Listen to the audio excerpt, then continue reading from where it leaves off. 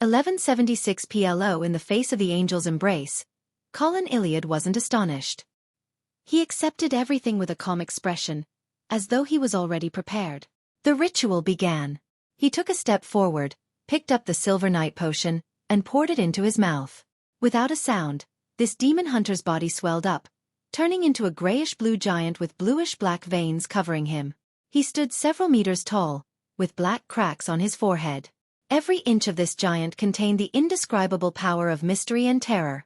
Apart from his head, which still retained the appearance of a human, the rest of his body was akin to a mythical creature that exerted a strange mental influence. In the next second, the skull underlying Colin Iliad's head seemed to soften as it sank inwards. With the black crack as its core, his head slowly squirmed, as though it was forming a nebulous vortex. Such pain made the City of Silver's chief, who had killed many powerful creatures, unable to restrain himself. He let out a series of howling cries that could make the minds of ordinary creatures split apart. If it wasn't for the fact that Colin Iliad had already evacuated the members of the Spire in advance, leaving behind only the demigod-level Wait Chermont to watch over him and prevent any accidents from happening, many Beyonders would have definitely lost control. The remains of the 6 powerful living creatures that were situated in different spots floated up under the invisible power of the ritual, circling the mutated Colin Iliad, using some sort of mysterious connection to awaken some of the memories of this peerless demon hunter. It was the experience of hunting demons. It was him painfully ending the former chief's attack with his own hands. It was his life of defeating powerful monsters again and again. These manifestations appeared like painting on an altar. Sometimes they would be integrated into Colin Iliad, and sometimes they would be extracted from him, helping him define himself. He maintained a certain level of clarity during the extreme pain and changes. Only at this moment did Colin Iliad finally understand the essence of the ritual. As a Sequence 4 demon hunter, the hunting of every powerful creature was a battle of intense mental catharsis. It left a deep impression in his life. With these powerful mental imprints, he was able to locate himself after consuming the potion, and not be lost in pain and madness. This made Colin Iliad recall a term recorded in some of the books in the City of Silver: anchor. At Sequence 3, he was considered a deity in a certain sense. He could respond to prayers within a certain range, so an anchor was required. As this wasn't the level of an angel, an anchor didn't necessarily need to be a believer. It could be replaced by other things, such as the clear marks in one's life that had meaning in mysticism. In the memories that had been awakened, Colin Iliad slowly regained his self-awareness. He felt his body again and grasped its changes. Right on the heels of that, a layer of wings formed from illusory light extended out from behind him. They fused with the surrounding paintings, as they constantly shrank inwards. The surface of Colin Iliad's body collapsed into a silver armor that was firm and beautiful, but it didn't possess any weight to it. After the demon hunter advanced to a silver knight, due to the difference in the deity's blessing, there would be minute differences between silver knights. Previously, the leader of the King Court's chasers, Light Color Merskogan, had received blessings from the giant king. Therefore, the various aspects of the silver knight domain were much stronger. On the other hand, Colin Iliad could occasionally make his body condense a silver rapier that could teleport. While in combat, it would appear at random during an attack, with beneficial tendencies, bringing about unpredictable changes. In addition, he could also obtain a certain uniqueness when using mercury liquefaction. As the silver armor finally took form, Colin Iliad had completed his advancement. Apart from not having a single vertical eye on his head, he was equivalent to a mythical creature. At this moment, he raised his right hand and waved it to the side. At a small hill outside the City of Silver, a silver beam erupted out of thin air. It tore apart everything around it, splitting the small hill into 2 halves. During Colin Iliad's advancement to Silver Knight, Derek Berg completed the bestowment ritual and obtained a small metal tube. Seizing the opportunity of the City of Silver's chief creating abnormalities and drawing away most of the attention, Klein suddenly reached out while in the ancient palace above the grey fog. He had summoned a bullet and death knell from the historical void. Right on the heels of that, he did a divination in advance, confirming that there weren't any signs of Amon's parasites around Little Sunday. Without any hesitation, he opened the revolver cylinder and stuffed the deceit bullet into it. Pa! With a shake of his right hand, he closed the cylinder and used the mysticism connection to aim at the spot where he had died. Bang! He calmly pulled the trigger and fired the only bullet. At the same time, taking advantage of this Beyonder effect, He willed Sapphira Castle's powers into mobilizing. The gray fog boiled once again, including the space around them. A majestic but slightly dark energy surged out like a tidal wave, wrapping around the bullet, passing through the gap and shooting towards the real world. The light in Sapphira Castle suddenly dimmed. Suppressing his fear and horror, Klein used Death Knell's historical projection to simulate the feeling of a sudden descent. He leaped towards the crimson star representing the sun and leaped towards the tiny tube of his blood. On the barren moors of Chernobyl, all of the almonds wearing pointed hats raised their heads and looked at the lightning that streaked across the sky. They looked at a deep and quiet swath that even the lightning couldn't illuminate. The almonds nudged their monocles, and after a moment of silence, they laughed. He doesn't seem like someone who can come up with such a solution. Palace? He joined this organization codenamed the Tarot Club? In the Berg household in the City of Silver. The darkness in front of Derek suddenly turned dark, as if the candles in the room had been burned to ashes. To the residents of the City of Silver, this wasn't a good thing.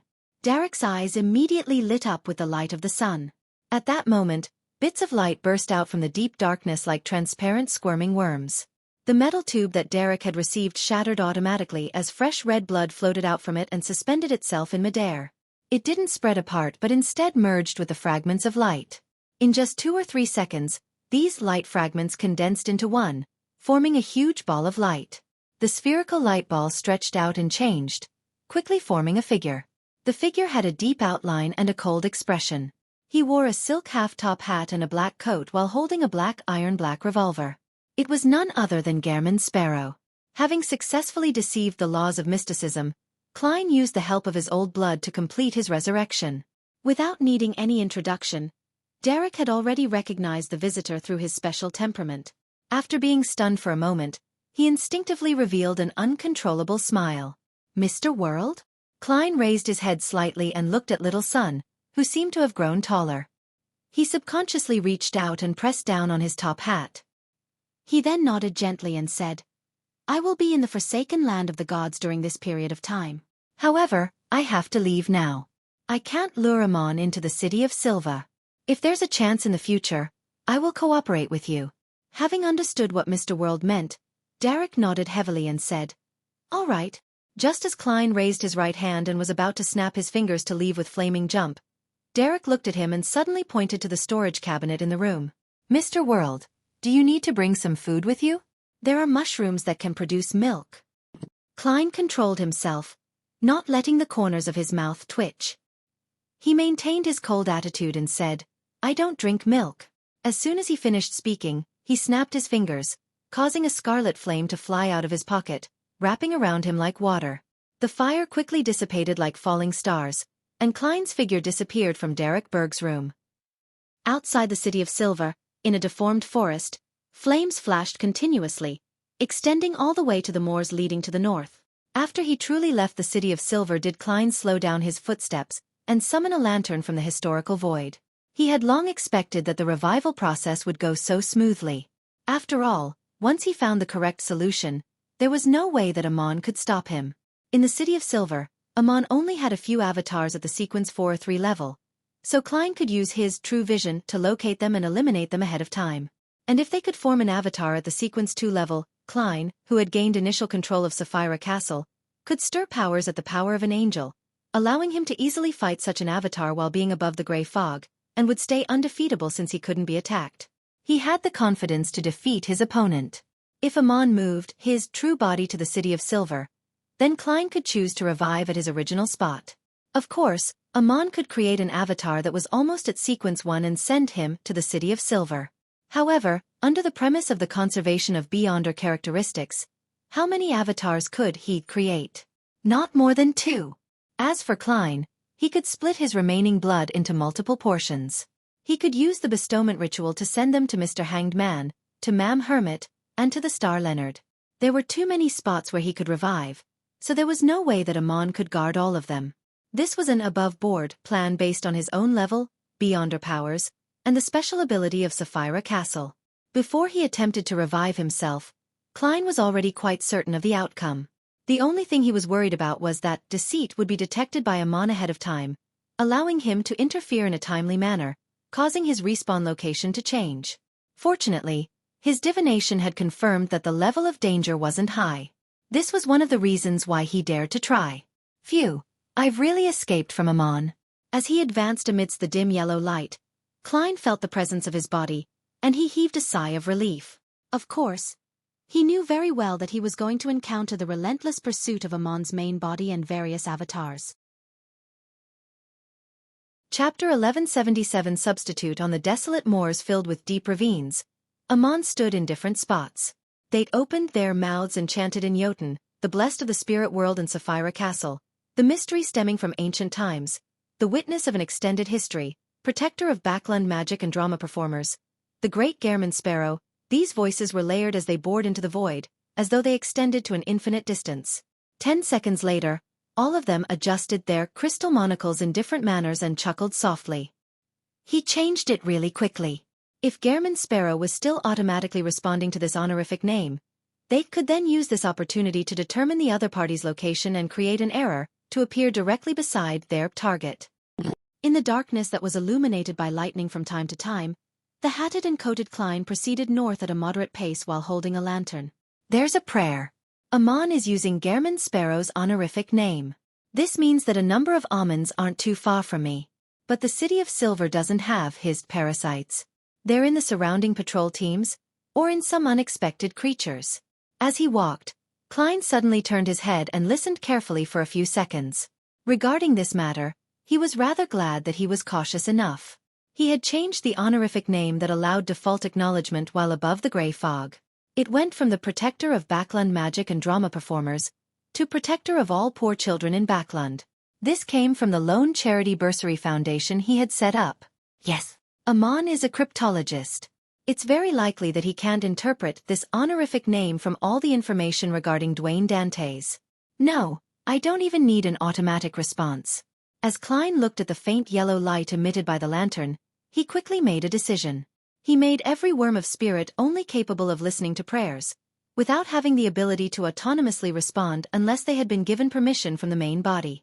This way, frequent prayers would severely affect his daily life, but it wasn't a big problem. This was because, other than Amon's vile harassment, no one else would pray to Gehrman Sparrow since he hadn't spread the word about his honorific name.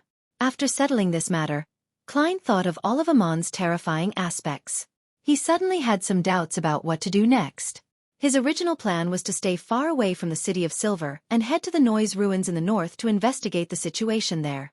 He wanted to see if he could obtain the main ingredients needed for the miracle invoker potion. However, after connecting that ancient city ruins with Amon, a problem was revealed. Klein could already confirm that the upper levels of neighboring pathways also followed the law of beyonder characteristic convergence. Since Amon had been wandering around the forsaken land of the gods for more than 1,000 years and had come near the City of Silver, how could he not be attracted to the Noise Ruins in the north? For the chief of the City of Silver to not dare to enter, it means the power in Noise City has definitely reached the level of an angel. Amon wouldn't ignore it. He probably doesn't dare to directly eat such a high-level beyonder characteristic of a neighboring pathway, but that doesn't prevent him from setting up a trap. Even if he hadn't done so in the past, he would definitely be rushing over there now.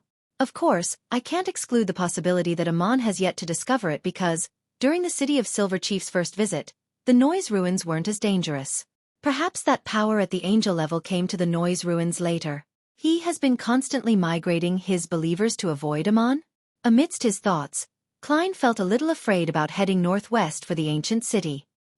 He decided to first see if there were any other ways to obtain the main ingredient of the miracle invoker potion, before considering if he should head to the periphery of the Noise Ruins to observe and gather some intel. With this in mind, he walked towards the wreckage of a tall tower in his black coat and half-top hat, guided by the occasional lightning. Along the way, in the dangerous darkness outside the dim yellow light, monsters lined up and silently followed him. They were already his marionettes. Compared to them, the Saints of the Seer pathway were even more bizarre and terrifying. As they walked, one of the monsters that looked like a fish with limbs suddenly chanted in Jotun, "The sun that is eternal. You are an inextinguishable light. You are the embodiment of order." The moment it finished reciting the three-lined honorific name, the monster collapsed to the ground and lost its life. The honorific name of deities often wasn't limited to 3 lines, but when chanting, one could choose any 3. For example, the Eternal Blazing Sun's complete honorific name was Eternal Blazing Sun, inextinguishable light, embodiment of order, god of contracts, guardian of businesses. And just now, Klein had used the first three. With this method, he prayed to the Lord of Storms, the god of knowledge and wisdom, and the Evernight goddess, hoping to receive a certain response. However, there was no change in his surroundings 15 minutes later. It's useless to pray to a sequence 0 true deity in the forsaken land of the gods, unless the target is the true creator, or is an existence that wields things like Sapphira Castle or the Chaos Sea. That's not right. In Afternoon Town, that clergyman had the goddess's true name concealed when saying it. When he mentioned the fourth king of angels, he suffered immolation due to the involvement of deities. Perhaps it's because there's still all kinds of divine power in the forsaken land of the gods, not only concealment and degeneration. And the true names of the different deities each have special meaning in mysticism, allowing it to stir the corresponding powers? This way, it would explain why the City of Silver has been teaching the two true names of Badheil and Haraburgen, but they didn't end up establishing any connection with the god of combat or the god of knowledge and wisdom. The prayers in the forsaken land of the gods are not heard by the true deities, or even if they can hear them, they are unable to respond. This also means that there are no remnant powers of the god of combat or the god of knowledge. Otherwise, there would have been certain anomalies. Yes, it's also possible that it's not because there are no anomalies, but that the two grade 0 sealed artifacts, god-level sealed artifacts, in the City of Silver have eliminated them. In that case, if I were to directly chant the true name of the goddess, would I cause the surrounding darkness and concealment to stir? If this kind of power can be controlled, I'll have an additional effective trump card when being tracked by Amon. The probability isn't very high. Directly chanting the true name of a deity is an act of blasphemy, and it will result in the corresponding backlash, just like Afternoon Town's clergyman. Based on his logic and the phenomenon he had seen, Klein came up with a theory on the present situation. He was eager to try reading out all the true names of the deities he knew, one by one, and checking their effects. Finally, he restrained himself and didn't blindly make the attempts. I'd better go above the grey fog to do a divination first. Otherwise, who knows if there will be an unbearable accident. Divination involving deities might not give a clear revelation. After muttering inwardly for a while, Klein scoffed at his impulsiveness. My previous plan was akin to, I haven't been courting death for 2 days. I shall do it seriously today. At that moment, he had already arrived at a collapsed tower. He sat beside a wall that had only been cut down by half. He reached out to take out a paper crane from the historical void, and he ignited it. He wanted to see if he could contact the Snake of Fate Will Septon series if there was a medium. He wanted to know where he could obtain the main ingredients of the Miracle Invoker potion. Under the illumination of his third summoning of the lantern, Klein fell into a deep sleep, but he didn't dream of anything. Indeed, it doesn't work. After he woke up, Klein shook his head and let his body enter a historical void. Following that, he took 4 steps counterclockwise and arrived above the grey fog. Sitting at the seat belonging to the Fool, he beckoned for a small paper box from the junk pile. Inside was a stack of paper cranes. These were personally folded by a certain baby. At the same time, the World Gehrman Sparrow was conjured. He prayed to Mr. Fool in a grayish-white region and requested him to forward his request to Miss Justice, saying that this act could allow her to make contributions to her exchange for the manipulator potion formula. Of course, Klein had already revealed that the potion needed to be consumed while amidst a huge emotional resonance. Backlund, Empress Burrow. Inside the Hall family's luxurious mansion, Audrey returned to her bedroom once again and set up a bestowment ritual to obtain the paper crane. She picked up a thin pencil and wrote on the paper crane's surface, Dwayne Dantes has requested you to meet with me. After finishing her preparations, Audrey followed Mr. World's instructions and placed the paper crane under her pillow before lying down to sleep.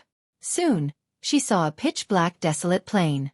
As a dreamwalker who had given herself hints in advance, she maintained her consciousness and walked towards the black steeple in the middle of the plains with strong curiosity. As soon as she arrived at her destination, Audrey's spiritual perception was triggered. She raised her head and looked at the top of the steeple. At some point in time, there was a giant silver snake coiled there. This gigantic snake didn't have any scales. Its body was covered with symbols and patterns that formed wheels that were connected to each other, with different labels.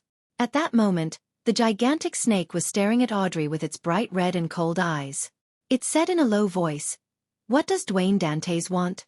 This is the angel of the fate pathway that gave Ma'am Hermit a drop of blood? Audrey controlled her thoughts and calmly looked at the gigantic snake. She said in honesty, "He wanted me to ask you where he can obtain the main ingredient of the miracle invoker potion?"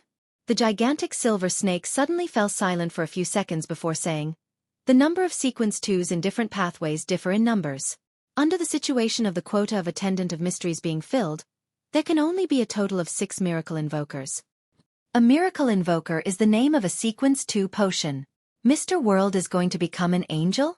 Or is he making preparations for his partner? No, if it's a companion, he can get them to ask him themselves." Audrey was first alarmed before she began to look forward to the mysterious serpent's answer. Chapter 1178 I have a blessed. The gigantic silver snake looked down at Audrey and opened its blood-red mouth. The sequence 1 potion that Zeratul, the leader of the secret order, consumed came from an attendant of mysteries. In other words, he possesses an extra miracle invoker characteristic. Similarly, it was the same for the ancestor of the Antigonus family back then. Of course, if they were interested in something, or if they had a candidate who had won the favor of the family to the point of them being willing to nurture them, then an angel with sufficiently high status can separate the extra miracle invoker beyonder characteristic to the other party. The third miracle invoker's beyonder characteristic had combined with a characteristic of mysterious origins. It has become sealed artifact 0-05, also known as the magic wishing lamp. A true deity once attempted to destroy this item, to separate the characteristics and allow them to converge automatically, but eventually failed. The fourth and fifth miracle invoker beyonder characteristics are in the form of a grade 0 sealed artifact that exists in the churches of the Eternal Blazing Sun and Lord of Storms. One of them is named 0-13. It comes from the third epic's creator, designated as the Last Banquet. The other is codenamed 0-32, a product of the War of the Four Emperors, designated as Theater with Curtains That Never Draw. The sixth miracle invoker beyonder characteristic might be in the Forsaken Land of the Gods. During the third epoch, there was a remnant dark demonic wolf who occasionally appeared. After the cataclysm, he vanished without a trace. Audrey listened attentively and thought carefully for a moment before saying, "You're saying that, under the situation where the Attendant of Mysteries spots are filled, there are only 6 miracle invokers. And now, you only mentioned the secret order's leader, Zeratul, and the ancestor of the Antigonus family, but the spots don't seem to be filled. In such a situation, there might be an extra miracle invoker beyonder characteristic. This wasn't information that the World Gehrman Sparrow had informed her of in advance. Instead, it was a question that Audrey had come up with on her own accord from the details of the answer and her knowledge of mysticism." The eyes of the giant silver snake moved slightly. "Indeed. There should be 3 attendants of mysteries. Visit website our list novel. But in the second epoch, in the era when the ancient god, Phlegria, still lived, the third set of the Attendant of Mysteries beyonder characteristic seemed to have disappeared without a trace. No one knows where it is.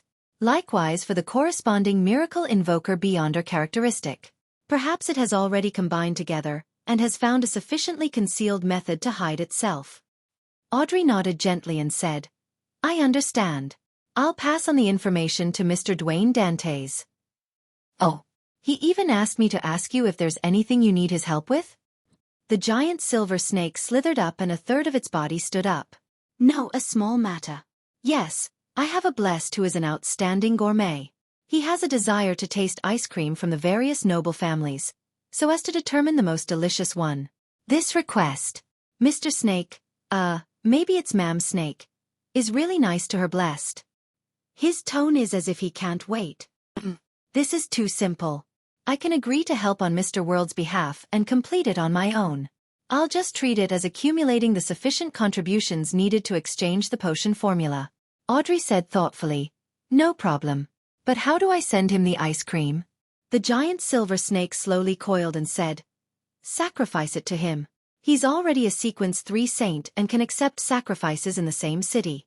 His honorific name is the embodiment of luck, the clairvoyant monster, the calamity that spreads misfortune, the witnesses of all fates in Backland, the keeper of chaos and madness.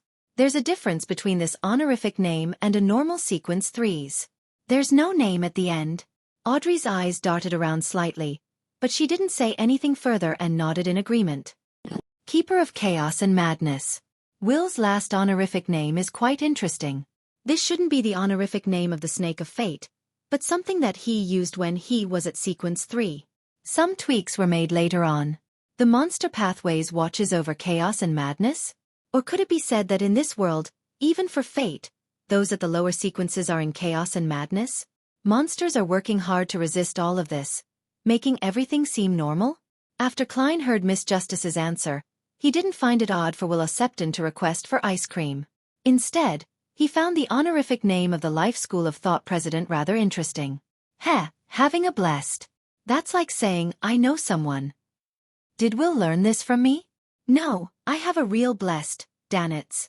Later on, I'll have this fellow sacrifice something for me to eat. I can't really eat those mutated monsters or summon projections from the historical void, right? Yes, if I have a chance, I'll invite little son to try them together. I can't let him be obsessed with Frank's mushrooms. The number of blessed serving will definitely won't be less than mine. There might even be more. He has the huge life school of thought. Klein conjured the world Gehrman Sparrow and made him reply to Miss Justice, indicating that the ice cream contributed plenty. After completing all of this, he wrapped the edge of the long mottled table and seriously considered the problem with the main ingredient of the miracle invoker. There's no need to think about the miracle invoker beyond or characteristic with Zeratul. It's impossible for him to separate it to give it to me. He only wants to turn me into his marionette. It's not like there's zero hope with Antigonus's 2 portions, but if that's the case, I'll have to request it from the goddess again. I can't offer something equivalent. I'm afraid. Besides, the goddess might not be able to provide it. The reason why Xueqi wants to seal the half-fool, who has lost control, is probably because she is unable to kill him. Once he is killed, he will be able to escape his current predicament and revive elsewhere. Just like how I escaped from Amon.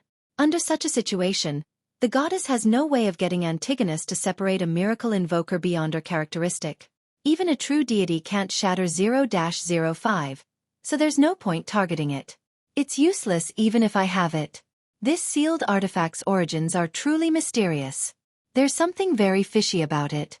The Church of the Eternal Blazing Sun 0-13 is called the Last Banquet. It comes from the City of Silver's creator. Why does this person always like to use the names that have dangerous implications? The Church of the Lord of Storms 0-32 is theater with curtains that never draw. Just the sound of it allows me to imagine what it's like. The chances of obtaining these 2 grade 0 sealed artifacts are very low, but it's not impossible. It just depends on whether the Eternal Blazing Sun and Lord of Storms are willing to support my growth so as to contain Amon. Yes.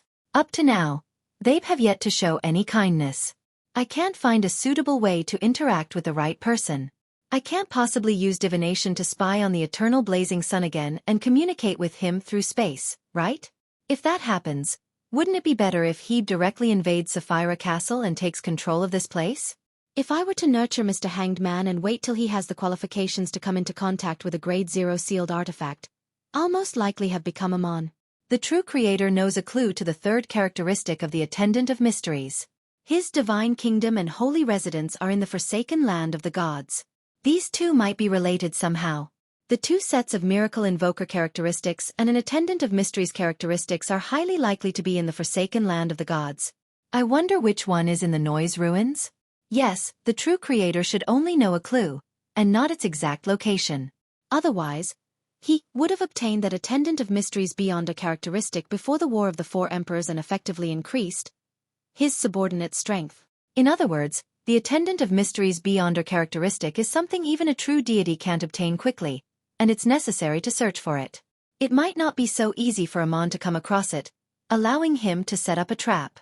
If the danger within the ruins were only recently found, having just been transplanted, it would match this trait. From the looks of it, I still have to make a trip. However, I have to be careful enough. The danger comes from Amon and also from the ruins. I'll do a divination first. Then I'll observe and gather intelligence from a distance. I won't enter blindly and will be patient enough. Klein conjured a pen and paper and was about to write the corresponding divination statement when he suddenly thought of something and decided to make another confirmation. He drew a complicated symbol that was a mixture of concealment and mystery prying. He threw it into the crimson star representing the magician. With Gehrman Sparrow's image and tone, he asked her to question a Rhodes. Backlund. East Borough. Furs, who was about to move houses, drew the curtains and lit a candle. She set up a mirror and found Zio to act as a bystander. She then drew the symbol that Mr. World had given her. In the room, the environment gradually turned dark as cold winds stirred, causing the two to tremble. The surface of the mirror suddenly rippled, forming ancient dark red faceac text. You have summoned the great erodes. You have to abide by the corresponding rules. You have to answer a question for every question asked. If you lie or refuse to answer, you will be punished. All right, Furs, who had been warned, calmly replied. Following that, she asked curiously, where can one obtain the main ingredient of the miracle invoker potion? On the surface of the mirror, dark red words appeared one after another as other lines vanished. They answered the question in detail. It's basically the same as Will's answer. Above the gray fog, through the crimson star representing Miss Magician, Klein watched the specific process and nodded in disappointment. After Furs memorized the answer, she said nervously, it's your turn to ask. The dark red words changed and formed a new sentence. Have you had an erotic dream in the past year? Phew. Thankfully, it's still okay. Furs heaved a sigh of relief and said, yes. This was human nature. She didn't feel that there was anything to be ashamed of. Following that, she raised the second question. Do you have any suggestions on the matter regarding obtaining the main ingredient of the miracle invoker? Erodes dispersed the dark red text and used silver colors to form new words. The Abraham family still holds the Apprentice Pathway Sequence 2 Planeswalker Potion formula, as well as the corresponding powerful sealed artifacts. A total of 2 of them. The Aurora Order also has 1. This. Klein's eyes lit up as he thought of a new possibility. Is that so? Furs frowned slightly and said, it's your turn to ask a question. The silver color on the surface of the mirror faded away as dark red colors formed a sentence. Other than you, who else was the star of your erotic dream? Furs gaped as her face flushed red. Chapter 1179 Preparations both ways. At that moment, Furs felt her cheeks burning as she stiffened. She didn't even dare to turn her head to look at her friend. She realized that she had severely underestimated the bottom line of the magic mirror. After stuttering for a moment, Furs recalled Mr. World's reminder and closed her eyes.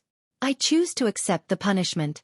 A silvery white bolt of lightning fell from the air in the room, but the moment it appeared, the lightning vanished without a trace like it was a hallucination.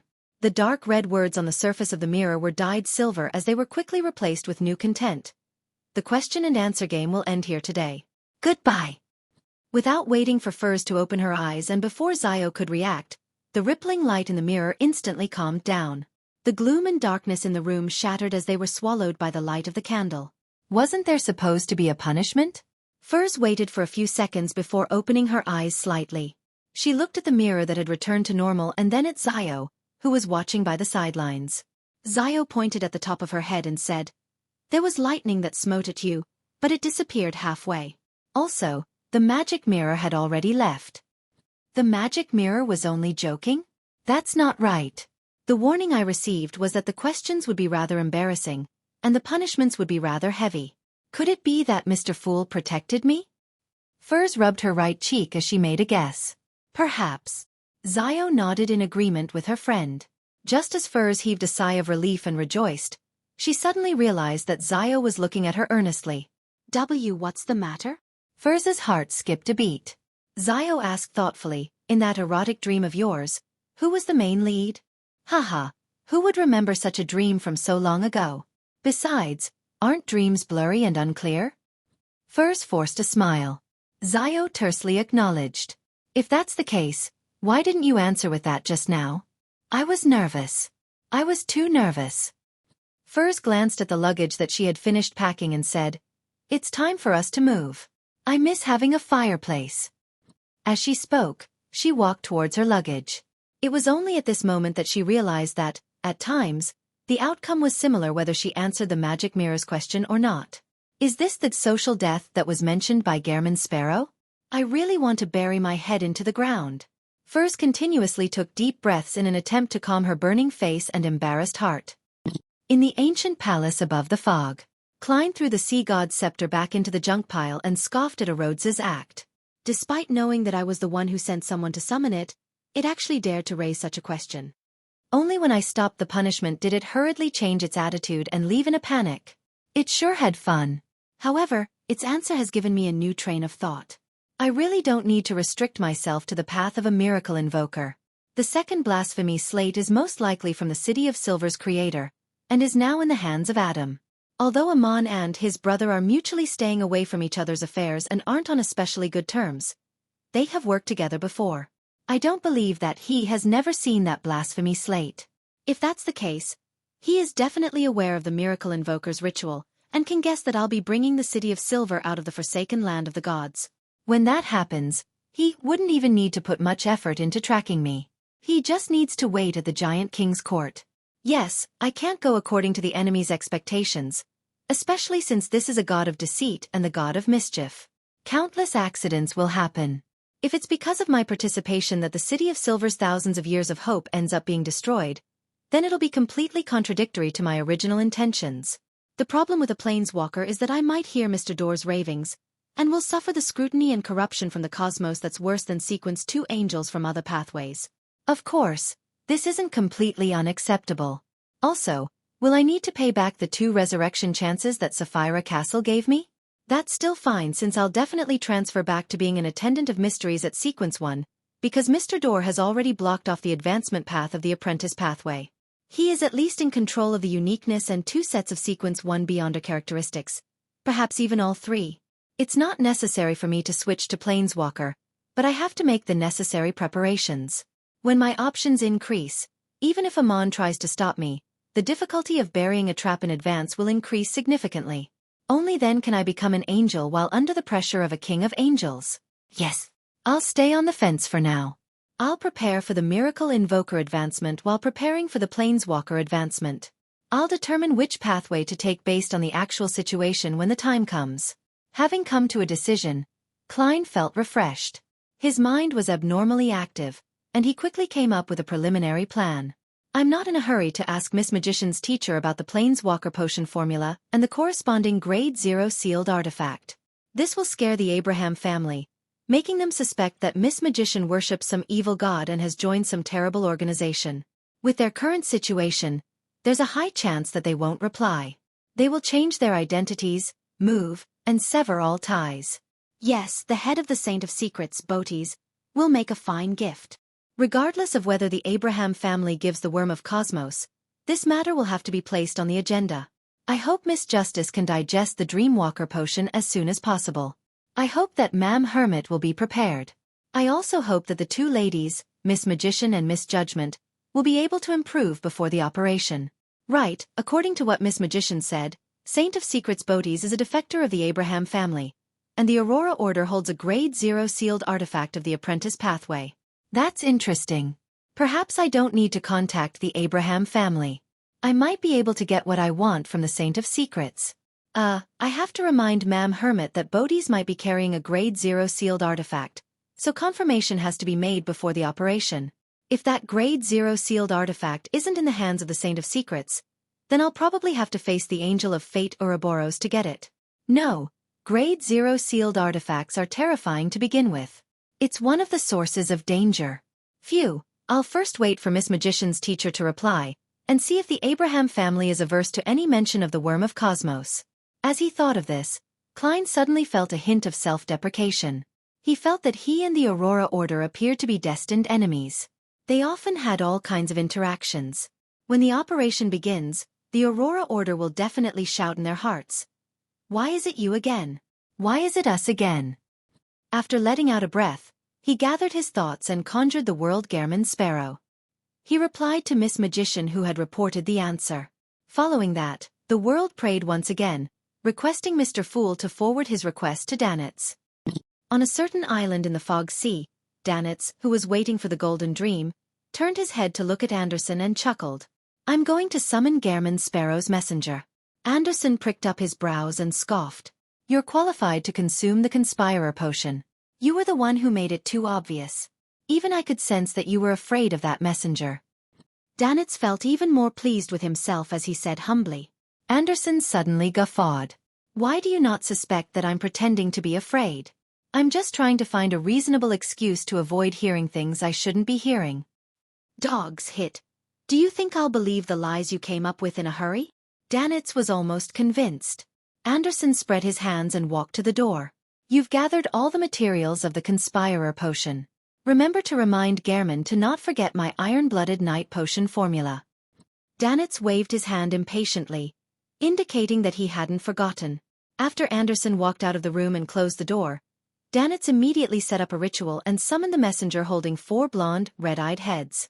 Seeing the 8 eyes look over at the same time, Danitz's chest immediately retracted. He forced a smile and handed out a gold coin. Ma'am, Gehrman Sparrow wants me to tell you that he's fine. He's now in the Forsaken Land of the Gods. Wait, what did I say? The Forsaken Land of the Gods? As a crew member of Vice Admiral Iceberg, Danitz's knowledge of mysticism was still adequate. After a momentary pause, his pupils clearly dilated. All right. Rionette Tynker bit down on the gold coin and answered immediately. Then, she entered the void and vanished from the room. After reporting this to Gehrman Sparrow, Danitz received the Iron-Blooded Knight's potion formula and new orders. Prepare some local delicacies and sacrifice them to sea god Calvetua. Isn't this mission a little odd? Danitz muttered to himself, but he didn't dare to raise any questions. He quickly tidied up the altar, found a parchment, and wrote down the supplementary ingredients and corresponding ritual in the Iron-Blooded Knight potion formula. Following that, he opened the door and handed the parchment to Anderson. Form a team of at least 30 people. The stronger the team's strength and chemistry, the better the ritual's effects. Anderson unfolded the parchment in front of Danitz and read it. As he read, his brows gradually furrowed. If the team's chemistry is to build upon the idea of killing me, the captain, the ritual is rather simple. Without waiting for Danitz to mock him, a burning white flame appeared from his fingertip and burned the parchment. Anderson chuckled. I need to go back to my homeland to find an opportunity. That place is currently being invaded by Phaenopotter, and war is always the best place for building up and training a team. With a pause, he looked at Danitz and said with a smile, I've prepared some questions for you. They're in my room. Once you become a conspirer, you can try doing it and see if your intelligence has improved. Dog's hit. Are you trying to trick me into reading all the books in your room? Danitz was almost moved, but he immediately understood that something was wrong. No matter how high his intelligence was, he wouldn't be able to solve the questions if he hadn't read the textbooks. Not bad. It only took you 3 seconds this time to grasp the crux of the matter. If it were in the past, you would have really believed me. Anderson praised with a smile as he turned around and left the inn. 1180 different effects in the Forsaken Land of the Gods. At night when the frequency of lightning had dropped to a very low frequency. 2 slices of white bread and a piece of barbecued meat is pretty good after all. The sweet and sour desserts from the Fog Sea are better than I had expected. After swallowing the last mouthful of food, Klein sighed in amazement from the bottom of his heart. He then threw the remaining packaging into the darkness. After all, there was no concept of environmental protection here, nor was there a rubbish bin. Of course, he had removed his connection with those items ahead of time. Just like how he would head over to Sapphira Castle to perform sterilization every time he abandoned a marionette. This was to prevent Amon's avatars from locking on to him with them. Lifeless objects won't be transferred into a concealed state by the darkness here. Klein raised the lantern that Danitz had sacrificed, and he illuminated the abandoned items. It was only after he filled his stomach that he was in the mood to try out the dangerous things he had previously divined. Amidst the flickering dim yellow light, Klein reached his right hand out into the air and dragged out another projection of himself. It was another version of him from the historical void, one who was also holding onto a lantern. Klein entered the grayish-white fog 1 second later, allowing his projection's consciousness to awaken. The projection was surrounded by a group of monsters. Amidst the endless darkness, it opened its mouth, planning to recite the name, Ammonizes. He didn't manage to make a single sound, as though the words he wanted to say had been concealed. Indeed, it's as I expected. Wearing a silk half-top hat and a black trench coat, Klein slowly took a deep breath. Looking at the lantern that emitted faint yellow light, he suddenly chanted in Jotun, Leodoro. Before he could finish his sentence, more than 100 lightning bolts warped as if they were responding to being summoned. They instantly blanketed the area. There was no time for him to dodge. Even if he had switched places with a marionette, he would still be within the attack range. Amidst the brightening of silvery white light, he collapsed to the ground. His body was charred as he convulsed violently, as though he had become a gigantic piece of coal. Then, his figure rapidly dissipated as the illusion vanished. Wearing a real top hat, clothed in an into-styled windbreaker and carrying a simple lantern, Klein immediately returned to reality and continued proceeding forward as if nothing had happened. After walking for a while, his figure suddenly turned blurry and clear. Following that, Klein opened his mouth again and read out a name in Jotun. Oh, just as he produced the first syllable, a transparent flame burst out from his body, instantly reducing him to ashes, not giving him a chance to switch places with his marionette. Klein's figure appeared once again. He pressed his hat and walked calmly on the hill filled with strange plants. Hera Burgen. Bad Heil. Oma Bella. There's nothing out of the ordinary. There are no traces of the corresponding divine powers left in the vicinity of the City of Silver. Medici, Ouroboros, Sasra. These are of no use. Neither one of them are deities. I thought that the situation at Afternoon Town and the Giant King's Court was due to special circumstances. Using Sasra's true name outside can activate the powers of degeneration from the forsaken land of the gods. As a king of angels with the uniqueness, Red Angel is also considered half a true god. Yet, there aren't any traces left of him. How shameful for a person. No, shameful for a king of angels. As Klein walked down the hill, he followed his spiritual intuition and headed northwest where the city ruins of Noise were. He would occasionally take a detour, occasionally using flaming jump, and he didn't follow the route that the City of Silver had used to explore to reach their destination. Backlund, late at night. Feeling that she had digested the potion a little more, Audrey very eagerly used dream traversal to leave her mansion and to enter the various dreams of the surrounding area. Knowing what the current situation was like, she had a strong desire to become a demigod. Just like that, she suddenly saw someone familiar. This was a noble lady who had a good relationship with her. She was 29 years old and had married a viscount 2 years ago. At this moment, the lady's room was filled with rose petals. The bed was white, and there was a heart-shaped ring placed on it. And she could hear knocking sounds from the outside. With flushed cheeks, the lady quickly walked over and opened the window. A man wearing a black iron mask and a dark cloak leaped in. He hugged the lady and whispered, "I'll take you away from your suffering."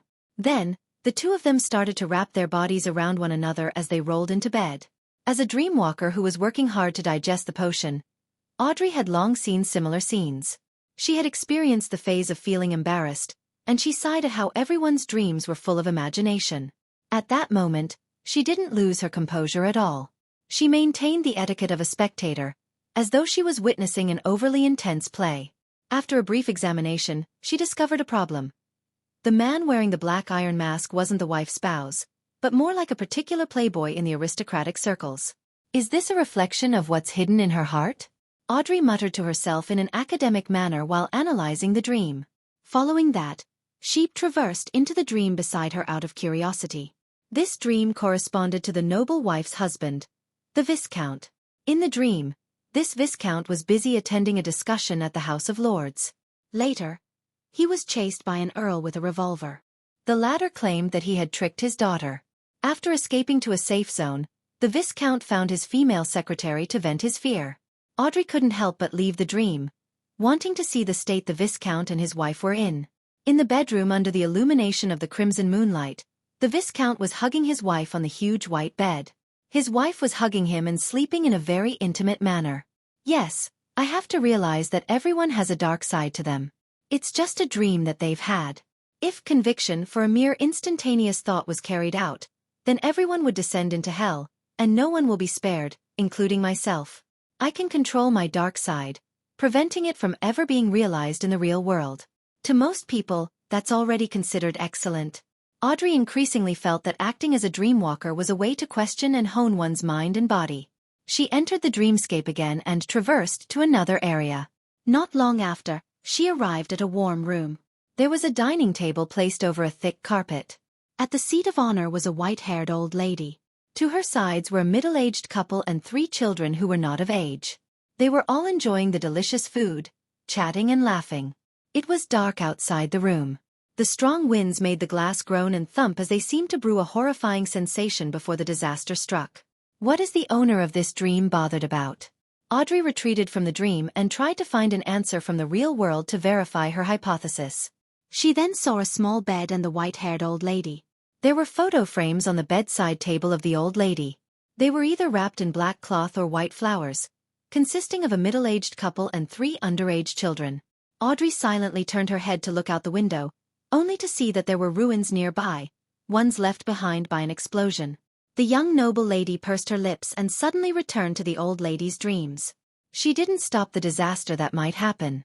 She only conjured a chair and sat on it. She looked at the happy and warm family in a solemn manner. Amidst the howling wind and glass, the room was brightly lit. There was the fragrance of food and laughter everywhere. Audrey had already concluded one of the acting principles of Dreamwalker. A traveler of a dream enters, takes in the sights and records, never interfering. That was a spectator. In St. Samuel Cathedral, having been summoned by Bishop Anthony Stephen, Leonard slowly walked up the spiral staircase under the sunlight that shone in through the stained glass. Suddenly, he said with a suppressed voice, "Old man, that secret gathering is about to begin again. Are you really planning to attempt to enter the treasures left behind by the Jacob family at the end of the month?" "I'm not sure yet, but this is an opportunity. At the very least, Amon's main body is being tied down by the matter regarding Sapphira Castle. He won't suddenly appear." In Leonard's mind, Pallas Zoroast replied with a slightly hoarse voice, "However, I'm more inclined to reveal the news of the treasure trove. I want the people at the gathering to adventure and explore it. We'll stay in the vicinity and observe the situation, taking what I need from their hands." Leonard was taken aback as he whispered, "Old man, isn't that too sinister?" This was using the members of the Hermits of Fate as tools to step into a trap. Naive, childish. You can tell them all the details and let them decide whether they want to go on their own." Pallas scoffed. Leonard didn't mention it again. Instead he asked, "Old man, when can I become a demigod?" Pallas chuckled. "If you can obtain a spirit at the level of your former colleague's messenger, you'll be able to digest the potion by the beginning of next year. However, it's better to act according to my instructions. Engage in a deeper level of acting. Wait till the second half of next year.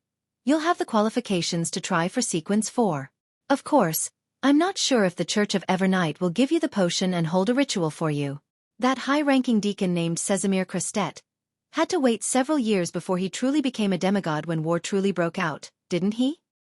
Leonard nodded and asked thoughtfully, "Old man, can you act as a spirit to help me digest the potion? Your level should be higher than Klein's messenger." Pallas Zoroast fell silent for a few seconds before he chortled. "What a great idea. How about I help you digest the potion?" "How?" Leonard knew that old man was mocking him, but he couldn't help but ask. "I'll deeply parasitize you, gaining full control over your body," Pallas snapped back. As he spoke, Leonard came to the door of the Backlund Diocese's archbishop. He immediately shut his mouth and raised his right hand to knock on the door. "Come in."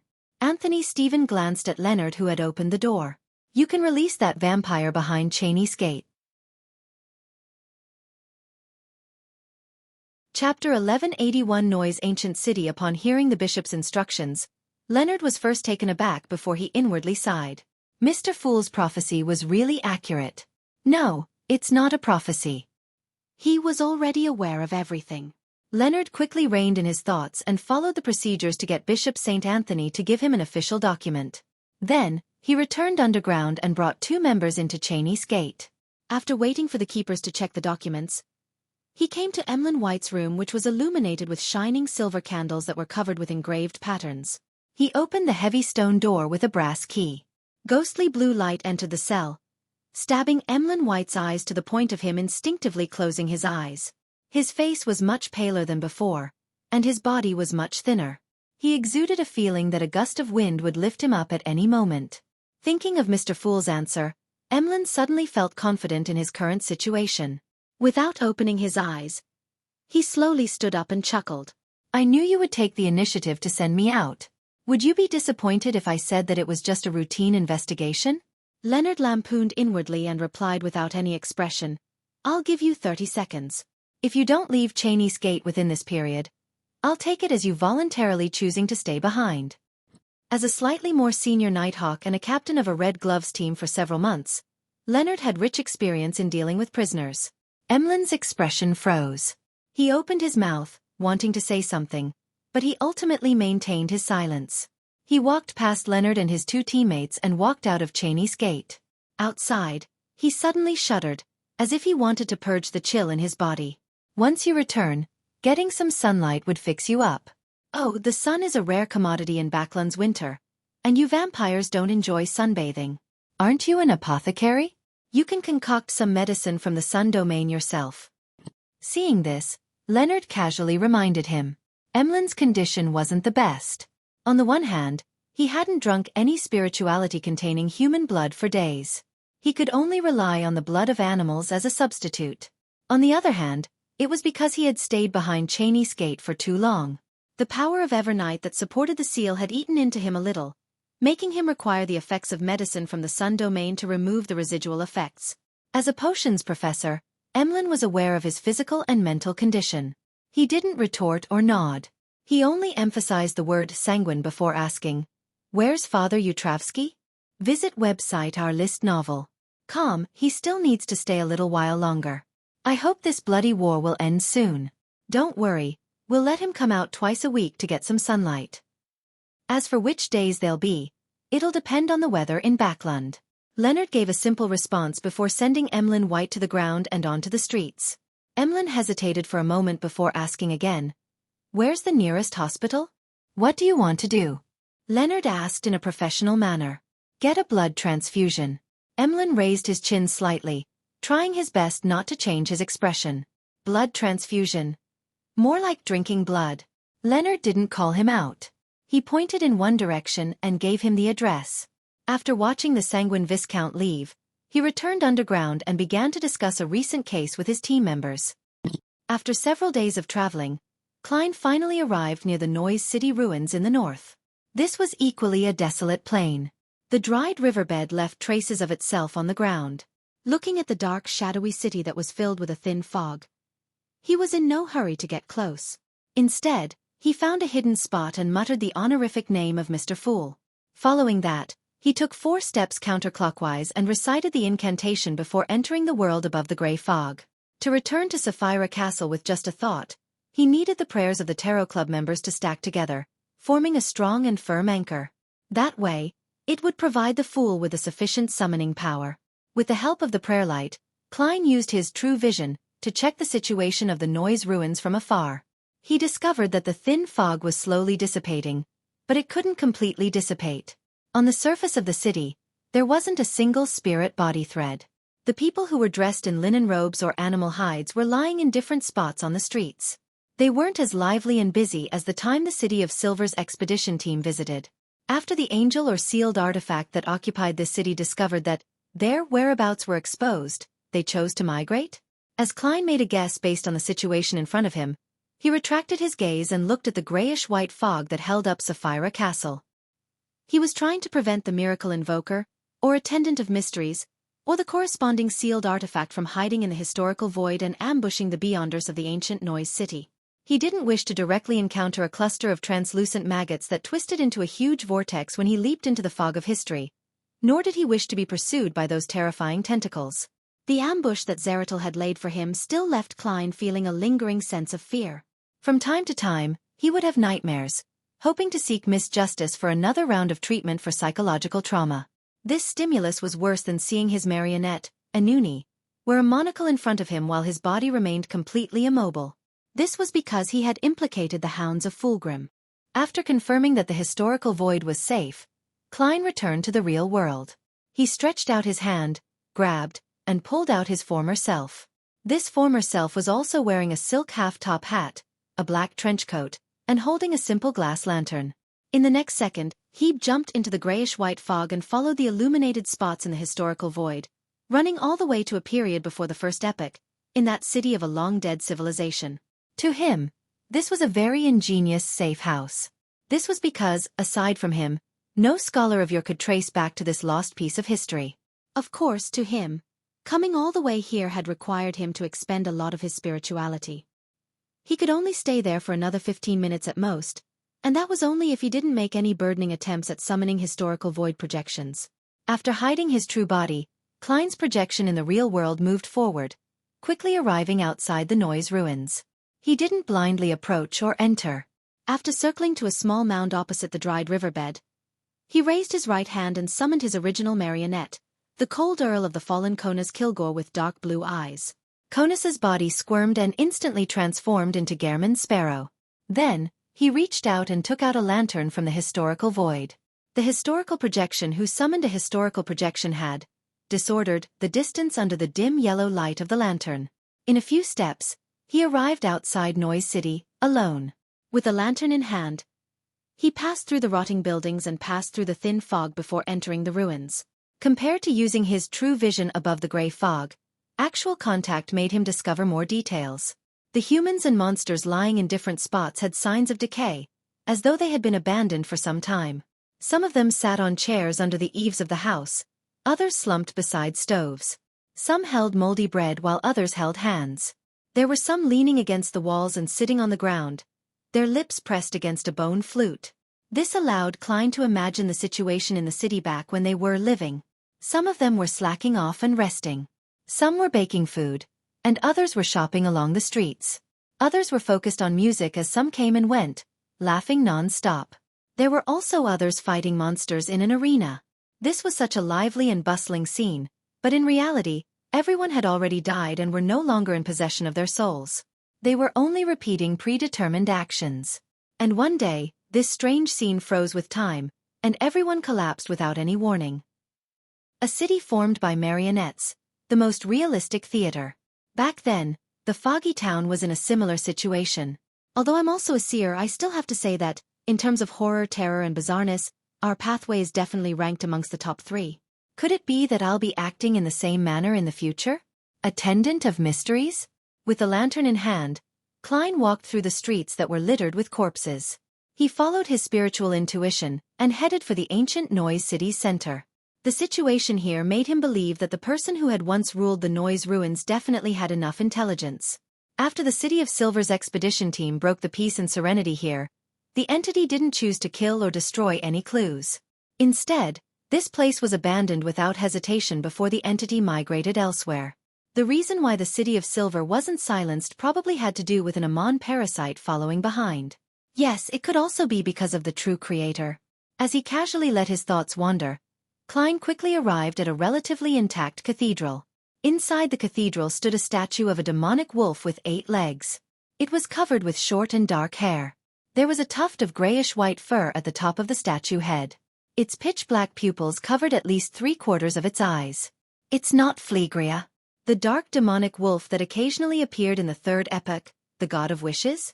He has been in the forsaken land of the gods for thousands of years and has finally found that sequence 1 beyonder characteristic? Just as this thought flashed through his mind, Klein suddenly heard footsteps coming, resounding one after another. Standing sideways, he immediately cast his gaze outside the cathedral. He saw a figure slowly walking through the thin fog before its outline quickly formed. He was nearly 2-3 meters tall, with a slight hunch to his back. With grizzled hair, wrinkles at the corners of his eyes, and a scar at the corners of his mouth, he looked like an old priest or bishop while donning a long black clergyman's robe. His dark brown eyes were calm, unlike the monsters deep in the darkness who were bloodthirsty and zero intelligence. However, in the long quiet night of low-frequency lightning, this clergyman didn't carry any animal hide lanterns or have any fire lit. He just quietly walked through the thin fog. Chapter 1182 The Holy Word. Although it had been less than a week since he entered the forsaken land of the gods, Klein had long gotten a good understanding of the place through Little Sunday. He knew that normal humans, even saints, had to use fire to create light in the darkness. Otherwise, it was very easy for them to encounter dangerous monsters lurking in the depths of the darkness, or be secretly devoured, disappearing without a trace, never to be found again. And at that moment, the elderly clergyman wasn't carrying any animal hide lanterns. Instead, he passed through the fog in the darkness and slowly entered the cathedral that was illuminated by the dim yellow light. If it wasn't for his deep and calm eyes that didn't show any signs of madness, Klein's first reaction would have been that he had encountered a special monster.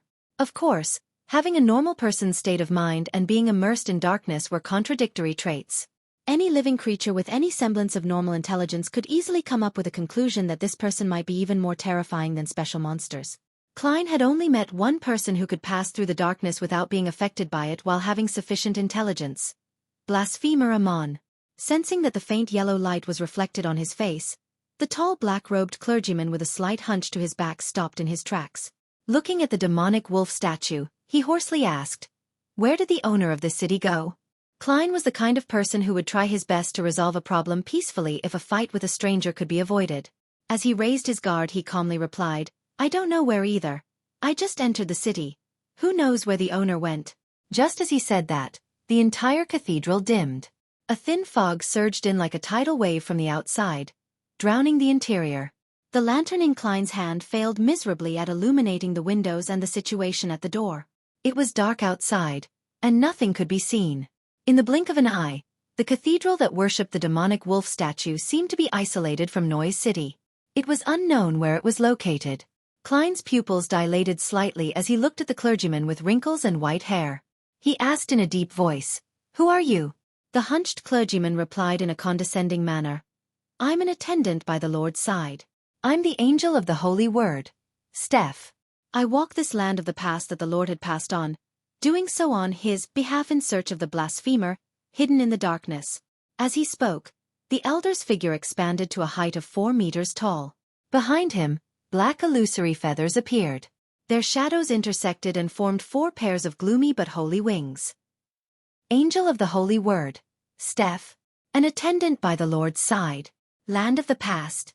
This is the blessed of the true Creator, the angel of fate's subordinate, a member of the Rose Redemption? It's no wonder that he can walk in the darkness. He has the power of degeneration protecting him. That evil god is still searching for the beyonder characteristic of the attendant of mysteries? Klein had no choice but to raise his head and lock eyes with this clergyman who, despite wearing a black robe, had 4 pairs of angel wings on his back. This high-level existence angel's form remained wrinkled with grizzled hair. There was a sense of contradiction in everything about him. Pretending that he had never made an enemy of the Aurora Order, he calmly said, "That blasphemer has long fled. I'm also searching for him." After staring at Klein for 2 seconds, the angel of the Holy Word asked in a low voice, "Who are you?" It won't be convenient saying it out directly. Klein sighed and smiled. "I'm a lonely traveler." After he gave this reply, he suddenly felt an extreme sense of darkness developing within him. It then sank down and merged with the shadow created by the lantern. The pitch-black figure abruptly warped and came to life, stretching itself out to become another Gehrman sparrow, one with sinister and ferocious eyes and a solitary demeanor. This. Klein's pupils constricted. Without any hesitation, he reached out his right hand and grabbed outward at thin air. At this point, if he hadn't guessed that Steph was using his answer, he should have joined the Aurora Order and made the true Creator his god. At this moment, he already knew what it meant by angel of the Holy Word. This was clearly the angel of the evil word. By using a person's reply, he could extract a portion of the ambiguity or expand on it to create the effect of spirit language. When Klein said that he didn't know where the owner of the city had gone, Steph extracted the words, "I don't know where I went," trapping himself and isolating himself from the outside world. When this angel revealed his identity, every word was enhancing his level and strength. When Klein answered who he was, it ended up separating a lonely traveler from him. From the moment he appeared in Noise City, there was a strong sense of malice in the black-robed Steph. And just as Klein was attempting to summon a particular image from the historical void, the sinister Gehrman sparrow seemed to share the same thoughts as he did.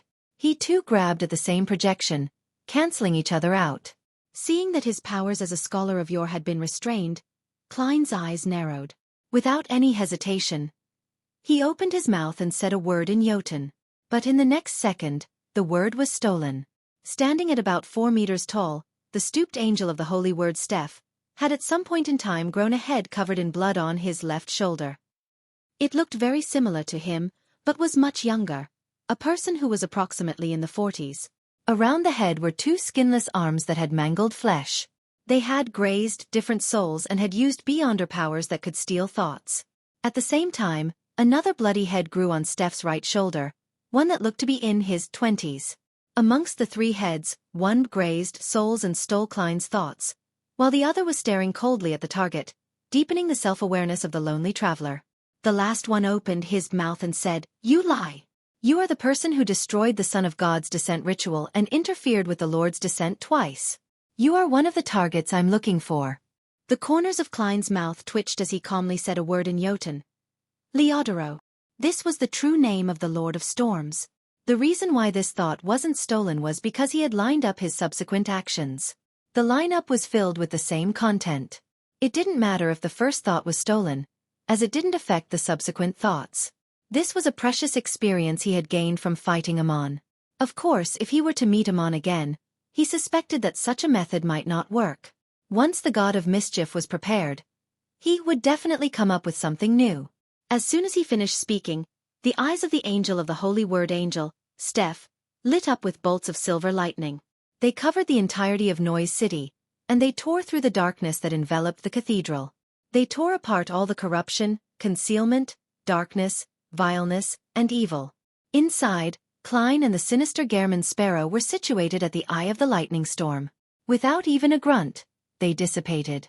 Then, the terrifying, silvery white, twisted electric bolt snaked the area and swallowed the demonic wolf statue as well as the angel of holy words, Steph. Amidst the dull rumbling sounds, the ancient city of Noise completely collapsed, becoming a true ruin. At the opposite side of the dried-up river bed, Klein's historical projection quickly faded away, returning to the real world. Right on the heels of that, Klein immediately used Flaming Jump to distance himself from the Noise ruins. During this process, he pulled out a few paper figurines and made them into angels to cover his tracks. The desolate plains returned to its state of dead silence once again. After an unknown period of time, the ruins where the cathedral stood shook. Steph slowly stood up amidst crumbling dust and rock. His completely white hair had thinned again, and his deep black clergyman's robe became tattered. The angel of the holy word left Noise ancient city in silence, got his bearings, and walked deep into the darkness. Half a day later, a figure approached the city's ruins from another direction. It was none other than Klein, who had made a huge detour. He hadn't had the chance to check the ancient city of Noise previously, and his return this time was motivated by the hope of finding actual clues of that existence. At a relatively far distance away, Klein repeated his observations above the gray fog, summoned the historical projection, and hid in ancient times, using the projection to summon another historical projection. After finishing his preparations, he stepped into Noise once again and returned to the cathedral in absolute silence. Along the way, the corpses that had been lying dead on the ground had either turned to ash or turned to charred remains, devoid of that creepy and harrowing feeling. That fellow named Steph didn't die. From the looks of it, the remnant divine powers of storm here can only injure an angel. Klein stopped in front of the ruined cathedral and muttered to himself wistfully. Of course, he only found it a little regretful. He didn't expect to finish off an angel so easily. As he swept his gaze, he saw a few pieces of the demonic wolf statue. The surface of it was dark black, and the insides were dark red, nothing like commonly seen stone. These stones must be extraordinary for them to be used by that dark demonic wolf for his statue. Furthermore, they don't look like something produced in the vicinity. Perhaps I can seek out the area the dark demonic wolf hid prior to Noise City by investigating them. As a miracle invoker, or even an attendant of mysteries, that dark demonic wolf must be good at covering his tracks. It'll be very difficult to track his whereabouts directly, but if I can find most of the areas he had hid previously, I should be able to gain insight into his habits and style. Once I know a person's past, I can predict his future. As he thought, he took 2 steps forward, bent down, and attempted to pick up a fragment of the statue. At that moment, a charred hand suddenly reached out and blocked his finger. From the corner of his eye, he saw a charred corpse standing up. The charred corpse's other hand held onto a crystal monocle and wore it on its left eye. Amon. Left eye. Klein's heart tightened at first before a strong sense of doubt and suspicion surfaced within him. In the next second, the charred corpse smiled and said, "Sorry, I wore it on the wrong side." As it spoke, it took off the monocle and moved it to its right eye. Chapter 1183 Klein's Advantage Once again. Klein understood why Amon was the god of mischief. At that moment, he didn't even have the desire to lampoon. All he wanted was to immediately end the historical projection and escape from the Amon. No Amons, in front of him. The charred corpse that had been parasitized wiped the soot from its face. Before Klein disappeared, it said with a smile, "There's no rush. You are just a projection from the historical void.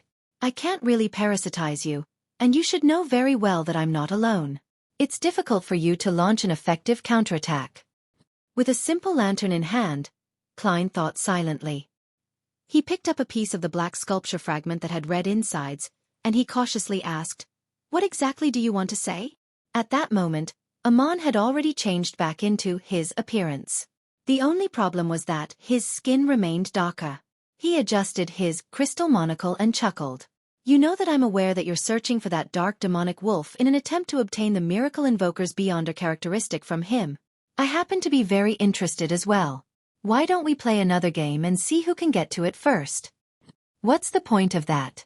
It's not like I won't pursue it or think of snatching it if I don't play this game." After 2 seconds of silence, he shook his head. "I refuse." He had no intention of listening to what conditions Amon would offer. The more he heard from a top cheat, the more he would suffer. Amon shook his head without a hint of anger. "You'll regret this. I had originally planned to use a Miracle Invoker's Beyonder characteristic to exchange for Sapphira Castle with you, and also give you a period of time to transfer the secret gathering you organized. And now, I can only consider stealing your fate directly. I will carry the burden of the corrosion from the source. Yes, although it's dangerous, it's still thrilling enough. I'm already prepared to accept it and see who will eventually control the flow. With my father's experience, I believe I won't perform too poorly." "What? Corrosion from the source? The experience of the ancient sun god?" Klein originally didn't wish to continue discussing the topic of the Miracle Invoker Beyonder characteristic and Sapphira Castle, but when he heard that, his heart stirred. He recalled Amon's description and couldn't help but ask, "The source refers to the oldest one, the first creator?" He desperately wanted to know what sort of unbearable fate Sapphira Castle would bring him. Amon pinched the edge of his monocle and looked at him for a few seconds before suddenly smiling. "It's better if I don't answer this question directly, as you won't believe every word I say. Tell me, I'll determine its authenticity." Klein suppressed the urge to blurt out and calmly replied, "Maybe it's just because you haven't made up the reason yet." Amon didn't mind at all as he smiled and said, "You can think of it that way too. Heh. At times, the truth that you discover for yourself is definitely more agreeable than what others tell you. If you have the time, you can wander around the forsaken land of the gods. This should provide you with more clues. Of course, if you have the guts to enter Chernobyl, then you would know more." Klein didn't pursue the matter any further. After staring at the collapsed cathedral that was bathed in a faint yellow light, he casually said, "Did the dark demonic wolf hurriedly migrate because of the discovery of your existence?" Amon nodded slightly and said, "It wasn't just me." He also sensed the hanged man's gaze. He has been hiding in the forsaken land of the gods for thousands of years. He is very sensitive to such matters. A Sequence 2 angel, perhaps even a Sequence 1 angel, can only play hide and seek in the forsaken land of the gods and live such an abject life. Isn't the environment here a little too harsh? Klein sighed inwardly before saying, "You must have left more than one avatar in the City of Silva. Why didn't you try to stop me from reviving there? Why didn't you send more powerful avatars over?" Amon nudged the bottom of his monocle with his right index finger and laughed. "If that happens, you'll choose to revive in the outside world. This will cause quite a bit of trouble for my follow-up tracking. And if we were to relax a little, due to the existence of the Miracle Invoker Beyonder characteristic in the forsaken land of the gods, you would most likely be resurrected here. In the following game, the only things that we need to consider are the Hanged Man and Ouroboros." "Just as I thought," Klein said after some thought. "Even in the same region, as long as you exceed a certain distance, your true body and avatars have no way to instantly merge or switch locations. Back when you first entered the forsaken land of the gods, you were able to transform back into your true form because the anomalies with Sapphira Castle had similarly interfered with the area here, allowing your true body to sense something. You went to the entrance in advance to wait?" After hearing what he said with a smile, Amon asked without answering, "What's your guess? Why don't you guess if I've turned back into my original form?" Klein raised his right fist and covered his mouth. After pondering for a few seconds, he revealed a smile. "I guess your other avatars are setting up a corresponding ritual to allow your true body to descend directly." Before he could finish his sentence, his figure rapidly turned incorporeal and dissipated. The historical void projection was dispelled. In the wilderness outside the ancient city of Noise, the air around the hiding Klein suddenly stirred. In midair, there were a series of illusory monocles. They stared at Klein's figure, as if saying that they had finally found him. However, Klein's figure rapidly faded away. Back when Amon moved the monocle to his right eye, Klein had already returned from ancient history to the real world. With the help of Paper Angel, he had used Flaming Jump and other Beyonder powers to quickly leave. The reason why his historical projection was able to speak to Amon rather normally was because he was essentially a marionette. It was Kona's Kilgore in the form of Gehrman Sparrow. He had a worm of spirit that came from history inside him and was controlled by Klein's projection outside the city. Meanwhile, in the process of escaping far away, Klein frequently entered the historical void, allowing the projection outside the city to intermittently regain consciousness and maintain control of his marionette. This caused the person who had spoken to Amon to fall into deep thought from time to time. He would either stare with a focused look for a few seconds or seemingly need time to recall what Amon had said. Against the god of deceit, Klein didn't dare to be careless. After leaving Noise City, he circled around 2 more times and used his true vision to inspect his surroundings above the gray fog. Only then did he slow down. The corrosion that comes from the source. I wonder if Amon is bluffing me. Indeed, I'll have to enter Chernobyl one day to take a look, but I have to become a miracle invoker. Doing so after I have self-preservation abilities to a certain degree. Otherwise, I'll just be knocking on death's door. With a lantern that Danitz had sacrificed, Klein casually proceeded in the dark environment of the weeds. Thanks to this experience, he finally had a deeper understanding of the danger in the forsaken land of the gods. Extremely harsh and warped environment, crazy cultists, fallen angel, groups of almonds wandering about, and mythical creatures lurking in the darkness. Somewhere here, there are evil gods watching everything. I can stir remnant divine powers that others can as well. As expected of the forsaken land of the gods. The danger level far exceeds my imagination. As he sighed, he turned his attention back to the dark demonic wolf. To be frank, he didn't think he had any advantage in tracking this mythical creature. Be it his understanding of the forsaken land of the gods, or his confidence in the target situation, he was far inferior to Amon, who had been exploring the area for more than 1,000 years, as well as the true creators blessed who had the benefit of this place being their home ground. My only advantage is that I share the same seer pathway as the dark demonic wolf. Furthermore, I have Sapphira Castle. There is a strong inclination for Beyonder characteristic convergence. This will have a certain effect on fate and judgment. However, Amon is a king of angels of a neighboring pathway. There is also the law of Beyonder characteristic convergence between him and the dark demonic wolf. The effects won't be any weaker than mine. Klein considered carefully for a moment when he suddenly had an idea. He found his best advantage. The advantage was, he was very weak. Compared to Amon, the true creator's attendant, and the dark demonic wolf, he was very weak. Under normal circumstances, this was a disadvantage, but at times, it was possible that it could bring him something that he wanted. My level is low, and I'm weak. That means that I can become the hunting target of the dark demonic wolf instead. It's very difficult for me to find him, so why don't I get him to come and find me instead? A scholar of yore might not necessarily interest the dark demonic wolf, but if this scholar of yore can still trigger Sapphira Castle, that's a whole other matter. I can stir Sapphira Castle from time to time, leaving behind traces of the gray fog's aura as bait for the dark demonic wolf. The more he thought, the more viable he believed it was.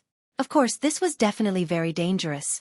If he wasn't careful, he might accidentally bait Amon or even the true creator. And the dark demonic wolf might very likely choose to observe first before suddenly launching an attack and not giving him a chance to prepare. Before taking this approach, I have to make sufficient preparations. There's no need to rush it.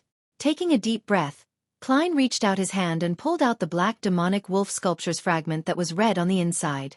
Although he had failed to obtain the item due to Amon's obstruction, this didn't stop him from taking it out from the historical void. This was because he had already seen it and had touched it. And the item itself wasn't at a high level. At this moment, he wanted to use the fragment to search for the hiding spot of the dark demonic wolf by analyzing it in reverse and figuring out its modus operandi. In the wilderness ruled by darkness, Klein lifted the lantern that emitted a faint yellow light. He got his bearings and changed directions before slowly entering Backlund. Hillston Burrow. Furs, who had gone out traveling once, finally received a reply from her teacher, Dorian Gray Abraham. Chapter 1184, Record. There are no worms of star at the moment. He wants me to take note of what else the person who's seeking to purchase a worm of star needs. Furs read the letter from her teacher and silently heaved a sigh of relief. However, when she thought about how she was about to begin hunting the Saint of Secrets, she felt a pang of nervousness. After all, he was a demigod, a saint who had reached sequence 4 about 1 or 2 years ago. It was unknown if he was already at sequence 3 now. Although the mastermind behind the operation is Ma'am Hermit, as the bait, I still need to worry about my own safety. Besides, the Aurora Order still has Rose Redemption backing them, as well as angels and a King of Angels. Furs didn't regret agreeing to Gehrman Sparrow's request. This was something she had wanted to do in the first place. However, due to the high risk involved, it was inevitable for her to feel flustered and uneasy. This made her think of another possibility. If Mr. World could participate in the operation and lead it, I'll definitely feel less nervous and worried. It wasn't that Furs didn't believe in Ma'am Hermit's strength and experience, but that the results from the World Gehrman Sparrow were laid bare for all to see. His hunts didn't include 1 or 2 demigods, so having him run the operation would make one feel at ease. Zio, who was sitting beside the fireplace, glanced at her friend and asked, "Is the hunt about to begin?" Yes. Furs nodded solemnly before saying, "It won't be too soon. Everyone needs some time to prepare." Hunting a demigod wasn't akin to fox hunting in the suburbs during autumn. Setting off wasn't as simple as bringing the equipment and gathering friends. This required a precise and meticulous plan. Furs believed that Ma'am Hermit had to come to Backlund personally, or live in another killbox that she had decided on for some time. Only by figuring out the exact situation could she come up with an effective plan. As for Miss Justice, she was still speeding up the digestion of her Dreamwalker potion. This might take another 1 to 2 months or even longer. For Furs, she could afford to wait. She also wanted to finish digesting her scribe potion, set up the ritual, and become a traveler before the actual operation began. The only thing she wasn't sure of was whether the world would rush them. I will try my best to convince him. No, let Miss Justice convince him. That's what a spectator is best at. Just as Furs mumbled, she saw Zio turn around and hesitantly say, "The liaison officer from MI9 suggested that I should officially join them today. And they said that, with the new king in place, there are many matters from the past that I don't need to worry about. People like me and him have the chance to have importance placed on them again." Furs listened attentively and said after some deliberation, "That isn't some sort of investigation that's targeted at us, right? This will likely make them discover that there's a faction behind you." Zio nodded and said, "They believe that I was abandoned after that incident. Also, they suspect that that faction belongs to a church, the Church of Evernight." Zio believed in the Evernight goddess, so mentioning the church was undoubtedly referring to the Church of Evernight. However, considering that her good friend was a believer in the god of steam and machinery, she made an emphasis to prevent any ambiguity. "Heh, that's what Mr. World told us to disguise ourselves as." Furs stroked her hair with a relaxed expression and said with a smile. She then made herself look serious and mature. "Zio, this is an opportunity for you. Acting as a judge clearly requires the support of the officials. Your current strength and level aren't enough to be a judge in the underground world in Backlund. You also lack sufficient support. If you can really enter a court of law, rotate between the different courts, and serve in a criminal court for a few months, your potion should be completely digested. Alright, I heard that MI9 has a paranormal court within it, one which specializes in beyonder cases. If you become a judge there, you might be able to attempt to be a disciplinary paladin by February or March next year." Seeing Zio clearly being moved by her speech, Furs hurriedly added, "Once you make enough contributions, you might be able to restore your father's reputation to a certain extent. Anyway, George III is already dead. As long as it doesn't affect his reputation, Jevington too might not stop it." Jevington was the eldest son of George III. He had worn the crown as Balam's emperor and was now the new king of Lone. Zio fell silent for a while before she slowly nodded. "I'll give it a try. Yes, after things settle down, you can bring your mother and brother to Backlund. Although the situation is tense now and food prices are rapidly rising, you definitely get food rations from MI9. You can provide for them." The more Furs spoke, the more she felt that joining MI9 was a good thing. After persuading Zio, Furs entered her bedroom and prayed to Mr. Fool, asking him to forward her message to Mr. World. Immediately following that, Furs extracted the important points of her teacher's reply and described her thoughts, hoping that Gehrman Sparrow could be more patient. Just as she finished her prayers and was about to leave the room, her vision suddenly blurred. She saw a crimson tide surge out of the void, instantly drowning her. Furs immediately discovered that she had arrived in the ancient palace and was sitting on her usual high-back chair. However, There was no towering figure that was shrouded in grey fog at the long bronze table's seat of honor. At that moment, there was only her and the world Gehrman sparrow around the long mottled table. Furza's mind suddenly tensed up as her thoughts raced suddenly. Mr. World, I meant, just now, that it's best if you have some patience. This will make things simpler. It's actually fine if you don't. We will begin hunting as soon as possible.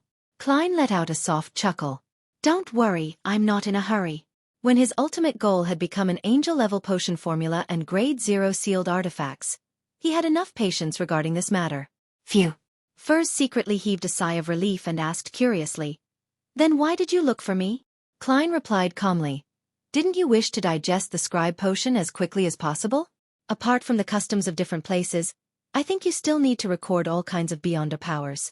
The higher the corresponding level, the better the digestion's effect." Fuz's eyes lit up when she heard that. Yes. After blurting it out, she found her attitude highly questionable. She hurriedly and fearfully added, "Is this the advance payment you mentioned before?" Klein nodded slightly and said, "Let's begin. Be prepared. I've borrowed a grade 1 sealed artifact from Mr. Fool. It corresponds to the level of a saint. To a sequence 6 scribe, the chances of successfully recording an angel-level beyonder power was extremely low. Nearly impossible. Therefore, Klein didn't attempt to summon Miss Messenger and Mr. Azek from the historical void to showcase their skills. Furs sat up straight and nodded heavily. Yes. In the next second, she saw the world Gehrman sparrow raise a white bone scepter covered in blue gems. Amidst the bright light, bolts of lightning leaped out of the void and interwove together, forming a forest of lightning that emitted an aura of destruction. Furz's eyes turned silvery white as her body and mind were left in awe. After the lightning storm calmed down, she was stunned for 2 seconds before timidly saying, "It failed, again," Klein calmly replied. Lightning storm descended again and again in the ancient palace above the grey fog. After an unknown period of time, Furs exhaled and leaned back in her chair. She couldn't hide her joy as she said, "It's a success. It's a success." She had finally recorded lightning storm once. It's finally over. Furs immediately relaxed. Then, she heard the world say without emotion, "All right, next beyonder power, next." Furs saw the crazy adventurer at the bottom of the long, mottled table extend his right hand and grab at the grayish-white fog. Out of nowhere, he took out a long thorny cross that was covered in bronze. Record this cross's ability? Furs tried hard to make her expression appear normal. After she digested the scribe potion to a certain extent, the godhood powers that she could record had increased from 1 to 2. No. Klein glanced at Miss Magician and said, "Record my summoning of the unshadowed crucifix." "It failed," Furs said softly. The reason for her failure this time was that she didn't have time to record it. Dispelling the maintenance of unshadowed crucifix, Klein once again reached into the fog of history and pulled out an iron-black revolver. "It didn't succeed," Furs replied with a complicated expression. All she wanted to do now was to return to the real world and digest what she had just received. But the ringing of the bell to mark the end of class just didn't happen. Nearly 30 times later, when Furz's head throbbed in pain and her mental strength was beginning to run dry, she finally recorded historical void summoning once. At that moment, she felt her tears fill her eyes, but she still held back her fatigue and tried her best to show the attitude of a good student. This can summon people and objects that one is related to through the historical void? When the time comes, who should I summon, or what item should I summon? Klein looked at Miss Magician and coldly replied, "Me." Furs forced a smile and asked, "From which period?" "The last time we met." Klein had already thought of an answer. It was the him who had deliberately sent Miss Magician back from the world of ice and snow to Backlund before he destroyed George III's ritual. He had already become a scholar of yore by then. Furs nodded solemnly and subconsciously asked, "What if I fail? For me to summon someone who exceeds my own level, the probability of failure should be very high. Come again tomorrow to record this ability." "Use Lamino's travels," Klein said calmly. "Will 2 times be enough to succeed?" Furs instinctively had such a question. However, she didn't dare to speak when she saw how certain the world Gehrman sparrow was about it. She raised her hand and gestured. "Then can I go back now?" With a terse answer. He allowed Miss Magician to leave Sapphira Castle with a delighted expression. In a primitive forest on Sonia Island, Alger Wilson led his subordinates into an elven ruin that was seldom visited.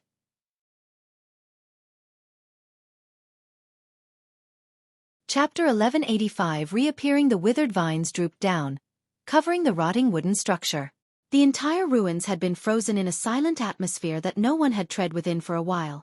Alger and a few sailors circled around the ruin in the environment of a withering winter, but they still failed to discover anything of value. "Captain, batches of adventurers have come here before. What else could they have left us?" Finally, a sailor in his 30s impatiently broke the silence. This resonated with his other companions as they echoed, "A place that didn't take us much time to learn about can definitely be easily found by others." That's right. Let's continue to fuck the Phasacians." "Captain, are you trying to make this place a stronghold?" Alger slowly scanned the area, quelling the sailors to stop their complaints under his gaze and making them choose to obey. After a few seconds of silence he said, "I plan on using this place to ambush the Phasacians. Let's observe the terrain and see if it's suitable." With such an excuse, the sailors barely perked up, and the group quickly entered the depths of the elven ruins. As he walked, Alger's spiritual perception was triggered as he subconsciously looked behind a gigantic tree. There were some signs of churning in the soil over there, and it wouldn't take more than a year. Alger retracted his gaze and pretended not to notice anything amiss. He naturally looked elsewhere. After exploring the elven ruins, they returned to their new camp.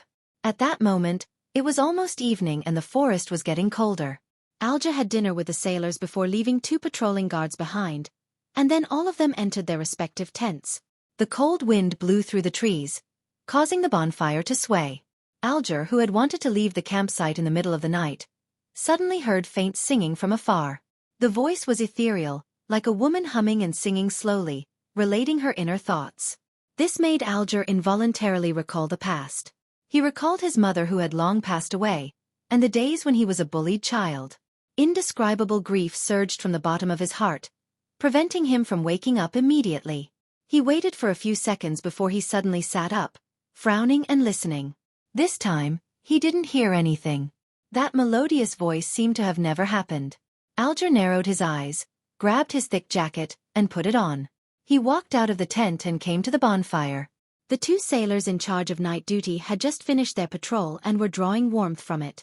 "Did you discover anything unusual?" Alger asked in a deep voice. The 2 strong, vigorous sailors shook their heads. "No." Alger's brows relaxed a little as he turned around, intending to make his own rounds. At this moment, he noticed something from the corner of his eye. The 2 sailors were too close.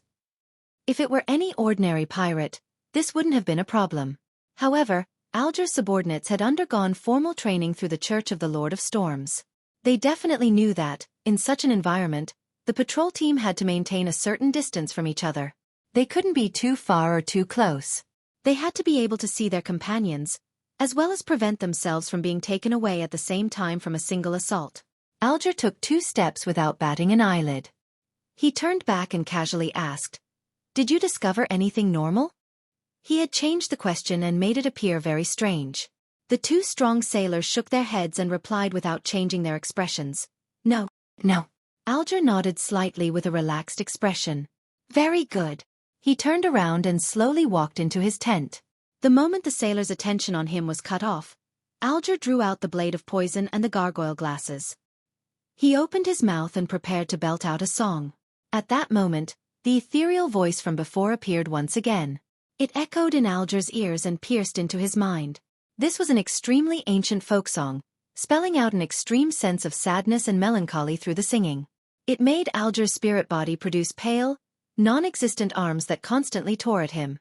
Alger's expression twisted as his skin began to produce slippery, black fish scales. His dark blue hair stood up one by one as they became abnormally thick. The thoughts that originally existed in his mind were disrupted by the song and were cut off by the pain. They were unable to take form any further. Alger fell and struggled on the ground. He squirmed, becoming less and less like a human as he was pushed to the brink of losing control. Suddenly, the singing stopped. A slightly indifferent voice entered Alger's ears. "Some elven blood. Then that shall be all. Use Ceotus's beyonder characteristic well."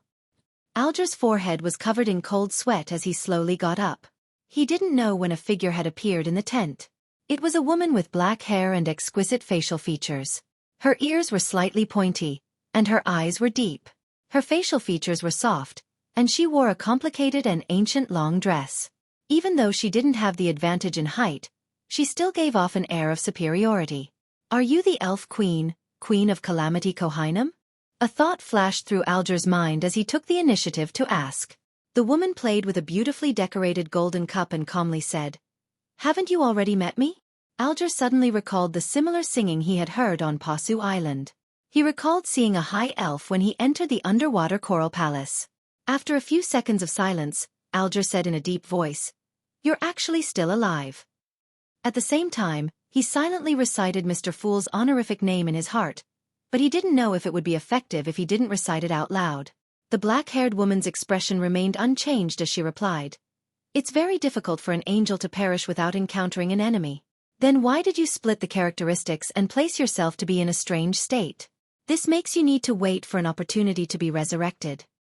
Alger had learned of the corresponding situation at the Tarot Club, and now he was asking out of curiosity, partly to stall for time. The elven lady suspected to be Queen of Calamity Kohainam snorted. "Because the Divine Throne Forbes Storm is occupied by Leodoro, and I have no way of resisting the tyrant. Also, the elves are dwindling in numbers. My anchors are becoming increasingly unstable." Other people might not know who Leodoro was, but Alger knew very well. He didn't dare continue this topic in the real world. Just as he was about to ask the Queen of Calamity Kohainam's goal for coming, the Elf Queen said, "Do you want to become a demigod?" "She wants to use my body to revive?" "She wants to use my wish to advance to sequence 4 and obtain godhood as bait to intrude my body?" While Alger was tempted, questions arose in his mind. Considering how Mr. Fool could cleanse all kinds of corruption, Alger acutely felt that this was an opportunity. This made him recall a term Emperor Roselle had once mentioned, a Trojan horse. And now, he had a high chance of bringing in the Trojan horse and throwing out the invaders within. "What do you want me to do?" Alger didn't appear too anxious as he raised a question based on his personality. Queen of Calamity Kohainam observed him for a few seconds before saying, "When you have the right to make contact with the Book of Calamity, take out something that no one else will notice, and take it to the Western Continent." The Western Continent? The legendary homeland of the elves? Alger frowned slightly and said, "Hasn't the Western Continent already disappeared?" The corners of Kohainam's lips curled up slightly. "Since it disappeared, it will reappear again. It will definitely appear again when the apocalypse happens." Without waiting for Alger to ask further, the Elf Queen paused and said, "You don't have to personally send that item to the Western Continent, but you have to entrust someone trustworthy. Although I'm not skilled at curses, I can still make you die in pain from breaking our agreement." But what if the Western Continent doesn't appear again, or if it can't be entered? Alger thought seriously for a moment. Kohainam, with her gentle gaze and lustrous raven-black hair, seemed to be lost in beautiful memories. After a few seconds, she calmly said, "If it really doesn't appear again, then the agreement shall be null and void. Perhaps entering the Western Continent requires an incantation or command, but I do not know what it is. However, you can ask a particular existence." "Who?" Alger asked, puzzled. Kohainam glanced at him and coldly said, "The Mr. Fool you were chanting in your heart just now. I have a feeling that he is the key to this matter." Alger's heart tightened as he hurriedly lowered his head in response. "I understand." Seeing this, Queen of Calamity Kohainam nodded slightly and said, "If you wish to become a demigod and abide by this agreement, you can head to the elven ruins when the sun rises." After the voice fell, the Elf Queen's figure quickly dissipated, like a mirage that was often seen at sea and in the desert. Alger suddenly opened his eyes and realized that he was lying in a tent, having just woken up. His memories were in a mess, but he quickly regulated them. He and his sailors had just found the location of an elven ruin and had yet to explore it. The previous exploration, singing, sailor anomalies, and appearance and conversation with Calamity were all just a dream. "It's no wonder I was so careless. Even though I knew that I might encounter the Queen of Calamity, I didn't pray to Mr. Fool first." The Queen of Calamity relied on her status as an angel to create this realistic dream? Or perhaps, she has a corresponding sealed artifact. Even if she exists in a special state, she still has the means to use her powers? Alger listened to the commotion outside the tent, and he realized that everything was normal. He then sat down and prayed sincerely to Mr. Fool. In just 20 to 30 seconds, Alger arrived above the gray fog and saw Mr. Fool sitting at the end of the long, mottled table. "You met Kohainam?" After the hanged man greeted him, the fool Klein spoke casually. Alger answered seriously, yes, but I can't be sure that it's the elf queen.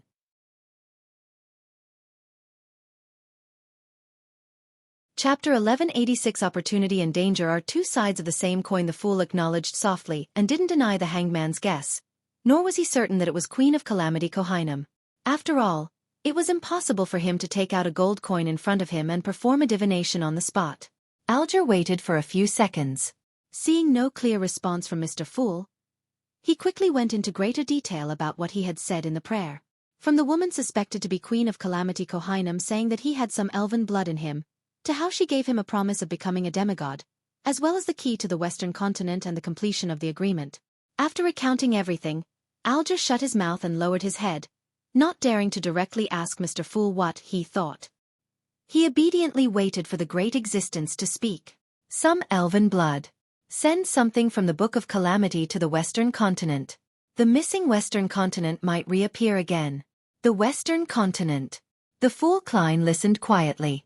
He closed his eyes and calmly said, "This is very dangerous, but this is also an opportunity for you." He had already gained initial control of Sapphira Castle, and the power he could mobilize had reached the level of a Sequence 2 angel. As for Queen of Calamity Kohinum, she couldn't be higher than this level. Therefore, he was quite confident that he could resist the various accidents brought about by the Elf Queen. It was precisely because of this that he dared to claim it to be an opportunity for the hanged man.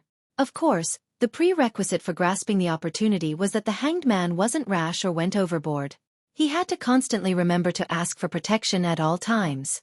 Therefore, Klein specially emphasized that it was very dangerous.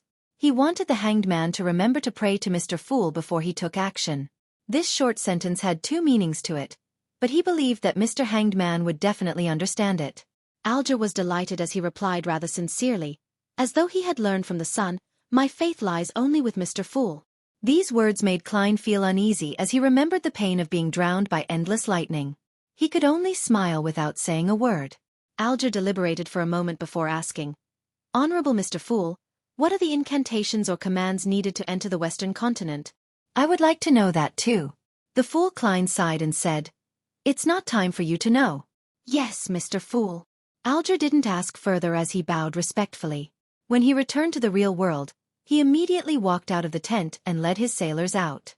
Under the light of the morning sun, he spent a certain amount of time reaching the elven ruin. The scene here was identical to what he had seen in his dream. The withered vines covered the decaying wooden structure, and there were some areas where the text on monuments could be seen. The air seemed to have frozen, as though no one had stepped in for a long time. Looking around, Alger suddenly thought of a question. How was he to face the church after he really relied on the Queen of Calamity to become a demigod? Directly rebel, becoming the 5th king over the 5 seas. No, the 6th king? But this way, I won't have a chance to come into contact with the Book of Calamity. Unless I design a situation that forces the church to use this sealed artifact that might have been labeled as Grade 0 without my knowledge. That will not only be very difficult, but I have to become a sea king, or even a calamity to succeed. Yes, I can request the world's help. If I wish to continue staying in the church, I have to give them a reason that they cannot ignore but is sufficiently believable. Alger frowned slightly without hiding his solemnity. In the eyes of the sailors who followed him, this was a sign that he was worried about the ruin. As his thoughts churned, Alger gradually came up with ideas. There are many books in the church that have records of people turning into demigods due to a fortuitous encounter. 2/3 of them were invaded by evil gods and devils and eventually lost their lives in the purification process. However, 1/3 of them passed the test and became a high-ranking deacon or a cardinal. Now that the war has broken out, the situation in Lone is tense. As long as there aren't any problems during the investigation, the church wouldn't mind having an additional Sequence 4 demigod as cannon fodder. Then, I can slowly gain their trust later. The prerequisite for all of this is that the Queen of Calamity hasn't truly attempted to corrupt me or left a mark on me. Considering the various sealed artifacts in the church's possession, I have to pray for Mr. Fool's blessings ahead of time. According to Miss Justice, Angel's Embrace can effectively hide one's true thoughts and tests in one's dream. With the members of the Tarot Club beginning to become demigods or about to become demigods, Alger really didn't wish to be lining the bottom of the barrel. Just like in the past, he had done so many things in the church, all for the sake of being superior to others. Now, He was naturally willing to take a certain risk. With this decision, Alger immediately led his sailors into the ruins and began exploring the path in his dreams. This time, he didn't split his subordinates into small teams. On the one hand, he was worried that an accident might occur, and on the other hand, he hoped that they could all be his witness. After 15 minutes, Alger and his crew arrived beside the giant tree that had signs of its soil being churned. Before he could survey his surroundings, his vision blurred, and he saw a gorgeous palace made up of coral. Above the palace was a layer of deep blue seawater that rippled outwards. Giant pillars stood tall and held up an exaggerated dome. It was tall and beautiful, but also dark and gloomy. Alger looked around and realized that all the sailors beside him had disappeared. He immediately knew that he might have been pulled into an illusion. He took a silent breath and slowly walked into the coral palace. There were many elves inside. They were either roasting fish or placing spices in the coagulated animal blood. Their choice of utensil was 2 tree branches to bring the food to their mouths. None of them minded the entrance of a stranger. Alger then cast his gaze to the 9 stairs 100 meters away.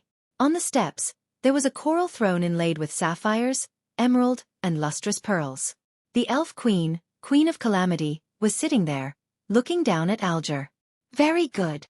Kohainam nodded and threw out the exquisite gold wine glass. The gentle but resilient wind held the wine cup in its embrace and, like tiny pixies in a line, carried the corresponding items towards Alger. Alger reached out to receive it and looked down. He discovered that there was a blue liquid inside the golden cup. It was incorporeal, dreamy, and surreal. Drink it, and then head to the waters near the Saimim island of the Rörsted archipelago. Find this coral palace. The thing you want is inside. If I don't drink this wine, I won't be able to see that palace? Alger asked thoughtfully. Although he was facing an angel, he was still able to communicate rather calmly. This was because he met a mighty figure every week and was already used to this situation. Queen of Calamity Kohainam nodded and said, "That's right. Will you leave a mark on me?" Alger asked cautiously. "Yes," Kohainam said coldly. "So before entering the Coral Palace and obtaining the corresponding items, you can't return to Pasu Island. You can't meet the angels under Leodoro. The pontiff can't be met even if I want to." Alger heaved a sigh of relief inwardly before asking, "After I get hold of that item, the effect of this wine will disappear?" Elf Queen Kohainam replied without any change in expression, "No, you need to directly consume that characteristic. When the time comes, this wine will transform into a seal, allowing that characteristic to temporarily not invade your body. How you prepare the ritual and explain this to the Church of Storms will be up to you. Let the characteristic belong to me first before holding the ritual? This way, there might be a better way for the Church to accept it." Alger thought for a moment before raising his hand to bring the wine cup to his lips. The ice-cold liquid slid down his throat and disappeared in a blink of an eye. The entire coral palace shattered as the light of dawn and the remnants of the gigantic green tree reappeared in front of Alger. "You didn't sign a contract or get me to swear an oath." "Yes, drinking that cup of wine is equivalent to making an agreement." Alger retracted his gaze and said to the surrounding sailors who were unaware, "There's nothing here. Let's go deeper and take a look." In the ancient palace above the fog, Klein also retracted his gaze from the crimson star representing the hanged man and nodded thoughtfully. "That's Siata's and Mobit's grave. I never expected that golden wine cup to have such an effect. That is indeed Elf Queen Kohainam. How's her present condition? Half of it is in the Book of Calamity, while the other is hiding somewhere unknown. She was using the golden wine cup or the characteristic to influence reality. Mr. Hanged Man hasn't been contaminated for the time being. I'll wait for him to head to the Rörsted archipelago before making another assessment." As his true body had a limited amount of time left in the historical void, Klein didn't stay any longer, and he returned to the pitch-black wilderness. He carried the lantern that emitted a faint yellow light as he walked towards a certain location. As he walked, he turned his head to look east, which was symbolic of where Chernobyl was. His footsteps slowed down involuntarily. "Once I gather sufficient information from the dark demonic wolf's former hiding spots, I'll head east. I'll walk all the way until I reach the boundary and confirm the situation. Then, I'll consider the matter of the miracle invoker beyonder characteristic. Amon probably wouldn't expect that I would suddenly leave. He definitely knows the past of the dark demonic wolf. It's impossible for him to do the same kinds of investigations that I'll be doing. Yes, But he will definitely be tracking me. Klein exhaled slowly and sped up his pace. A bolt of lightning streaked across the sky, illuminating the dark and red desolate plains. Raindrops began dripping down intermittently. Klein dragged out a black umbrella from the historical void. With one hand holding an umbrella and the other holding the lantern, he proceeded alone. About a week later, the future was docked somewhere along the long lone coastline.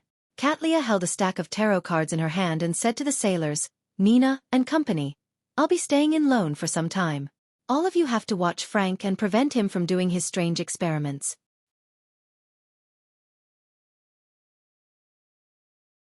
Chapter 1187. Change. Upon hearing the captain's instructions, Nina pouted and pointed out the window.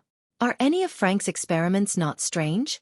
Katlia was momentarily at a loss for words. All she could do was sigh and say, "If there are any signs of danger, write to me immediately." As a mysticologist, she also had her own messenger. "All right." Nina puffed her chest out and said, "If there's anything to blame, it's solely because I'm the most mature and reliable person on the future." Having said that, she asked curiously, "Captain, what are you doing in Lone? What mission did you take on? Are you going to engage in some sabotage raids behind enemy lines?" Nina was of Phaeacian descent, and she was considered half Intis. She naturally had some inclinations in the recent war. Therefore, she guessed that her captain had established contact with Intis's intelligence department. "You could say that," Katlia replied sternly. In a sense, Nina's guess wasn't wrong. She had indeed taken on a mission and was dealing damage in Lone's capital, Backlund. However, her target wasn't an official faction, but a cultist. Furthermore, there's still a chance to meet the Queen. She probably hasn't left Backlund yet, and the earliest she'll leave is probably after the new year. Upon thinking of this, Katlia suddenly felt a little excited. Ever since she left the Dawn, she hadn't really met Queen Mystic. She only had letters to communicate with her, or despite being on the same boat, they didn't communicate with one another for some reason. Nina didn't dare to press further as she pointed to the door and said, "Captain, is there anything else? If not, we'll leave." Katlia nodded, indicating that this future bosun could leave with her subordinates. Just as Nina held the handle and gently twisted it, Katlia suddenly recalled something and hurriedly shouted, "Nina!" Nina, whose blonde hair was tied into a high ponytail, turned around with a confused expression. "Don't drink," Katlia emphasized seriously. "When I return to the ship, you'll be allowed to have your fill." Nina immediately revealed a charming smile. "Deal." Katlia thought for a moment before exhorting, "Apart from Frank, you have to take note of Heath's condition. Don't let him generate curiosity towards unknown voices, and don't let him be overly exhausted. Also, pull Ottolov out of his room frequently, and control the frequency and times he interacts with mysticism knowledge. Also, I know. Don't I know them all too well?" Nina waved her hand and agreed. After the bosun and her subordinates left the captain's cabin and closed the door behind them, Katlia cast her gaze out the window to look at the currently invisible Backlund. After a few minutes, she took out a tarot card from the deck in her hand. It depicted a lonely old man with a glass lantern and a staff, the Hermit card. Late at night, Backlund, Empress Borough, Earl Hall's house. Audrey, who was wearing a white silk nightgown, suddenly opened her eyes. She took a blue cloak and draped it over her body. She then got out of bed and walked to the full-body mirror in the room. Through the crimson moonlight shining through the curtains, she carefully observed herself. Her pair of emerald-green eyes seemed to glow brightly and limpid. It was so clear that one could clearly see every detail. Audrey closed her eyes. By the time she opened them again, all the abnormalities had vanished. The corners of her mouth curled up bit by bit, and a small depression appeared on her face. Her eyes curved slightly as she silently praised herself. "Audrey, you've finally come this far." She had completely digested the Dreamwalker potion. According to her confidence in herself and her predictions, she had originally believed that it would take until February for her to digest the potion. To her surprise, she had encountered many strange and completely different dreams recently. This included many dreams within dreams, dreams that were a result of a mental illness, lucid dreams, dreams caused by the influence of evil spirits and wraiths, and the dreams of a few demigods. Under normal circumstances, as a dreamwalker, Audrey could generally determine the creature's level when entering a dream, thus avoiding danger. However, those demigods had hidden themselves very well. Only when she entered their dreams did she realize that something was amiss and nearly jumped in fright. Fortunately, she wasn't discovered all those times. She ended up accumulating experience, and she began carefully touring, traveling, observing, and analyzing in the demigod's dreams, allowing her to greatly digest her potion. In addition, the other special dreams gave her a completely different experience. After that, she attempted creating multiple dreams within dreams. Some attempted to hide behind the scenes in her dreams and guide them in an ingenious manner to develop and interfere with the subconscious in a reverse manner. She treated the mental illness of the owners of the dreams, or the corruption caused by an evil spirit or wraith. To a certain extent, she had gone against the requirements of only observing, recording, and not making any interference. Yet, this strangely accelerated the digestion of the potion. This made her conclude a new principle. If you really want to interfere, then be the mastermind and conductor behind the scenes. It's so that even if the goal succeeds, no one will notice it. This was something that Audrey had done very well. The few people with serious mental illnesses had unknowingly recovered after having 5 or 6 strange dreams. And it was very normal for a dream to appear strange and incomprehensible. To be able to digest the Dreamwalker potion so quickly, it's mainly a result of my good luck recently. Without so many unique experiences, I definitely have to wait another month or 2. Yes, I might even be caught by a demigod and be thrown into a beyonder prison or directly be killed. When did my luck become so good? It seems like it started after I sacrificed the ice cream to that Fate Domain's angel. His blessed. Audrey looked at her reflection and blinked her eyes with a smile. She quickly retracted her gaze, scanned her bedroom, and walked to the dressing table. Sitting on it was a deck of cards. In a room of a girl who enjoyed mysticism, it was normal for her to have a deck of tarot cards. Audrey stretched out her right hand and touched the card at the top with her fingertip. She slowly took a deep breath and muttered to herself, "The fighting at the Amantha mountain range is getting more intense." Mid-Seashire had already lost a port.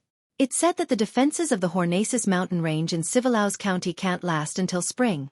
If not for the fact that we have gained a significant advantage at sea, our connection with the southern continent's East Balam would have surely been severed. Alfred is still there. I wonder how this war will develop. Thankfully, I'm about to become a demigod. Mr. World has already given me the manipulator's potion formula and main ingredient. The 7 drops of tears that were shed from intense human emotions have also been found during my dream experience recently.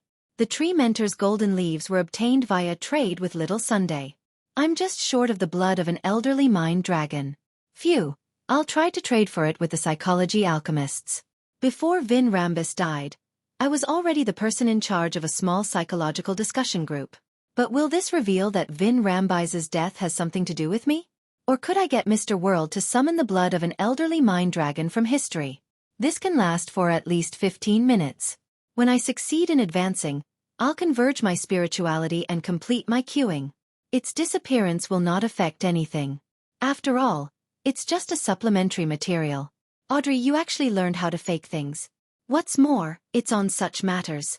After a self-deprecating comment, Audrey began to think about the kind of situation to use to complete the advancement ritual of a manipulator.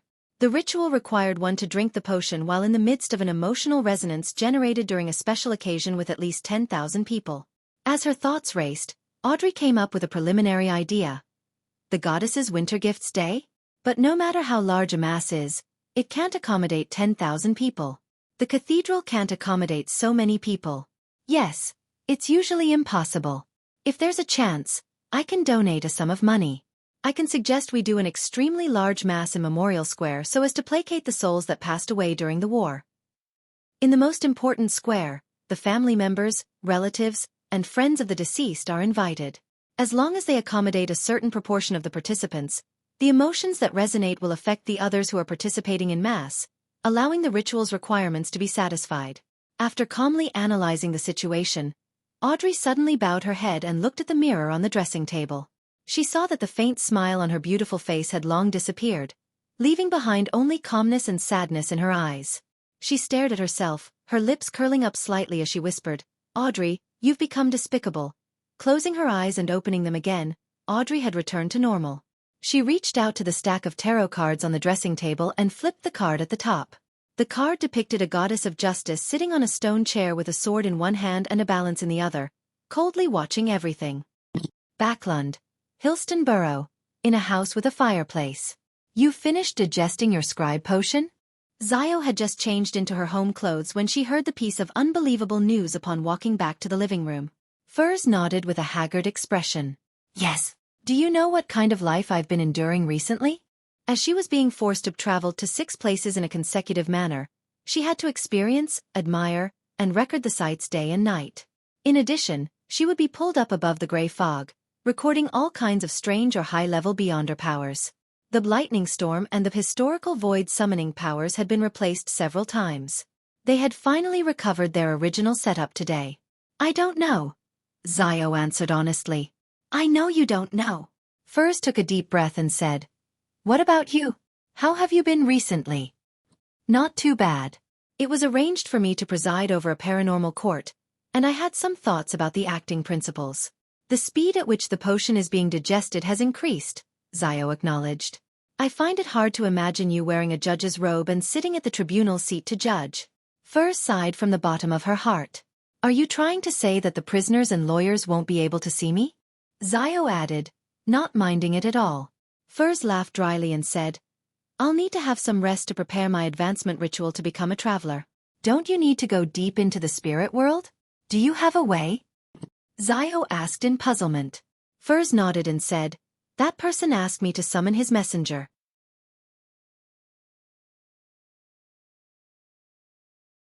Chapter 1188 Thick-Skinned Summon His Messenger. As judgment of the Tarot Club, as a member of MI9, Zio understood what a messenger meant. Furthermore, she knew that the middle ranks of the numinous episcopate widely used messengers. Before she could ask for more details, she saw Furs walk towards the guest room on the first floor with her eyes vacant and footsteps listless. She said with an ethereal voice, Let me sleep for a while. We can talk later. She slept all the way till the next morning, waking up thanks to the aroma of meat. Desi pie. Furs rubbed her eyes and walked out of the room. She saw that the table was already filled with food. Yes. Zio came out of the bathroom. The one from the corner of the street. It's not bad. Furs enthusiastically acknowledged and sat beside the dining table. She quickly picked up the desi pie and stuffed it into her mouth. After finishing one, she drank a mouthful of sweet iced tea and sighed in satisfaction. This is life. Oh no, I forgot to brush my teeth. After she was done washing up, she finally regained her ability to think.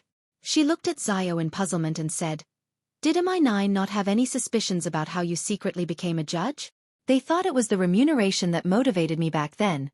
Zio informed her of what she had learned. Furs stroked her hair and said with a smile, That's true. Let them ask the Church of Evernight. She covered her mouth and yawned. I'm going to summon that messenger. After this period of recording, the way she addressed Klein had changed from Gairman Sparrow and Mr. World to that person. On the one hand, it was a form of respect, and on the other hand, she was afraid that someone would eavesdrop. Upon hearing her friend's words, Zio looked around and asked in confusion, Aren't you going to set up the ritual? She remembered that summoning a messenger required a ritual. That's only one of the methods. That person got me to use another method. Furs glanced at her clothes and realized that her clothes were all wrinkled since she hadn't had the time to change her clothes last night. Upon realizing that she would be meeting the messenger later, she decided to pay attention to her image.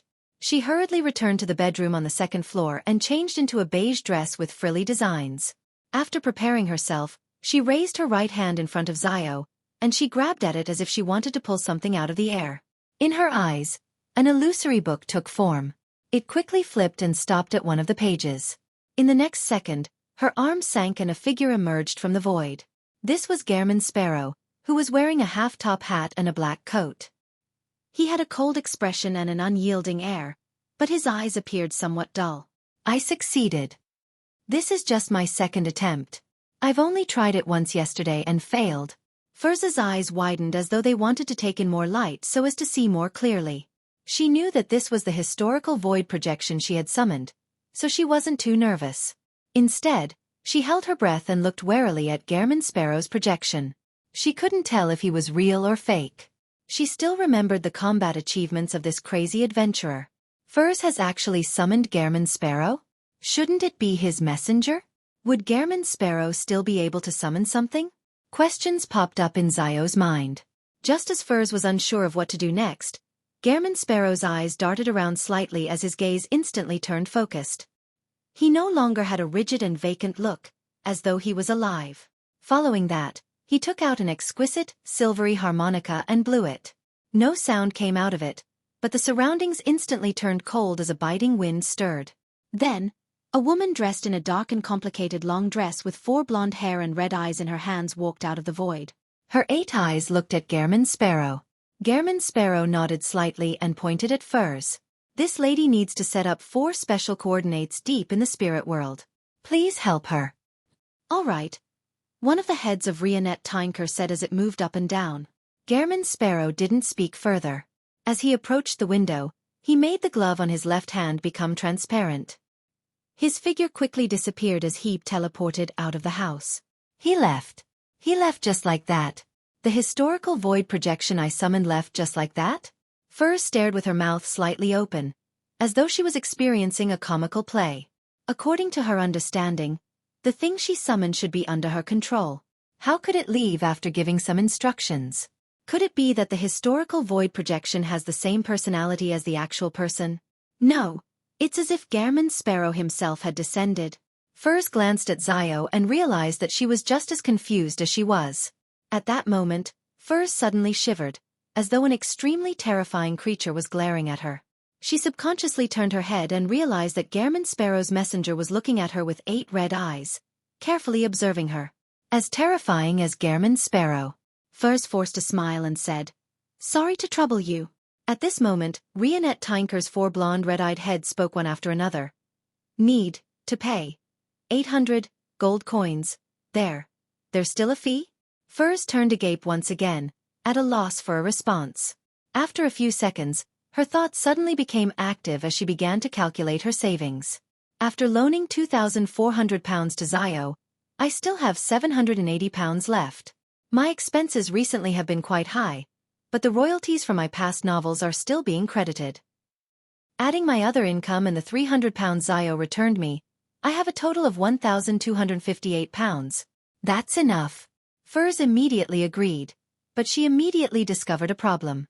Gold coins, all of them? Rionette Tinker's 4 heads shook slightly. Yes, you can. Oh, as expected, all of them need to be gold coins. I remember that Mr. World has been trying to gather gold coins in exchange for gold coins for quite some time before. It was to pay this messenger? The relationship between him and his messenger is really complicated. Mr. World should still have quite a few gold coins. I'll try to exchange 800 gold coins from him later. Furs secretly heaved a sigh of relief and said, "All right." After agreeing, Furs saw the headless messenger raise one of the heads in her hand to bite down on her clothes near her shoulder. The surrounding colors became saturated and brighter.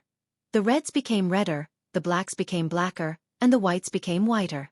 In such a manner, Furs was led by Rionette Tinker through similar scenes that she had no way of getting her bearings right. It didn't take long before she arrived at the spot where there was a faint fog. In the depths of the fog, one eye after another seemed to look over, but they quickly shrank back. When Furs summoned Gehrman Sparrow's projection from the historical void to Backlund, he had immediately entered the fog of history and dashed all the way to a period before the first epoch. His consciousness came alive within the projection, reducing Furs's spirituality expenditure. This way, Klein had indirectly returned to Backlund. This was also the reason why he had gotten Miss Magician to use such a complicated method to summon the messenger. As for the messenger summoned by the adventurer's harmonica, it was an independent existence. It didn't increase the burden on Furs's spirituality burden. Even if the historical void projection vanished, Rionette Tinker could still remain in the real world if she so wished. After a teleportation, Klein's figure appeared in a secluded alley near St. Samuel Cathedral. He then used his faceless powers to change his appearance and figure. During this process, although there were still a few pedestrians in the alley, they were affected by an illusion. They didn't notice a sudden companion appearing beside them. Right on the heels of that, Klein straightened his clothes, pressed down on his hat, and walked quickly to St. Samuel Cathedral. He found a seat to the side of the main prayer hall and sat down. After taking off his hat and chanting an honorific name, he sincerely drew a crimson moon on his chest. Then, he clasped his hands together, closed his eyes, and prayed softly to the Evernight goddess. "I'm currently searching for traces of the dark demonic wolf's past to grasp his exact condition, at this point. He recalled that the dark demonic wolf might have been a former colleague of the Evernight goddess. They likely knew plenty about each other, as he quickly added, "I wonder if you can give me some hints." He didn't wait for a response. Instead, he maintained a calm attitude and continued, "After this matter is completed, I plan on heading all the way east to see if I can reach the western continent and see what state that place is in. I'll take this opportunity to escape Amon's pursuit and find other possibilities."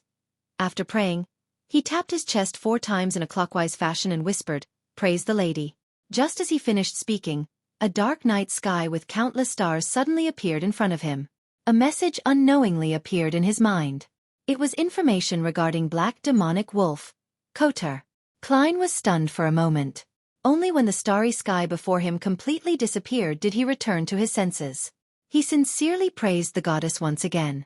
After leaving St. Samuel Cathedral, he used Creeping Hunger and another teleportation to arrive near the Holy Wind Cathedral located in Sherwood Borough. He wanted to pray to the Lord of Storms. He looked up at the towering steeple and felt some momentary hesitation. He really wasn't sure if he should enter the headquarters of the Church of the Lord of Storms in Backland. "I'm just a historical void projection. There's nothing to be afraid about. I won't suffer any losses from praying. But what if the Lord of Storms hears about the Amon situation and decides to bestow 0 to 32 to me? That way, I won't have to risk hunting the dark demonic wolf." A person should always be hopeful. After some thought, he finally made up his mind. He carefully raised his hand and summoned Anuni, the one who had yet to be parasitized by Amon, from the historical void to walk into the Holy Wind Cathedral in his own form. A minute or two later, a dark cloud suddenly appeared above Backland. There seemed to be a flash of silver lightning in the Holy Wind Cathedral, but no one noticed it.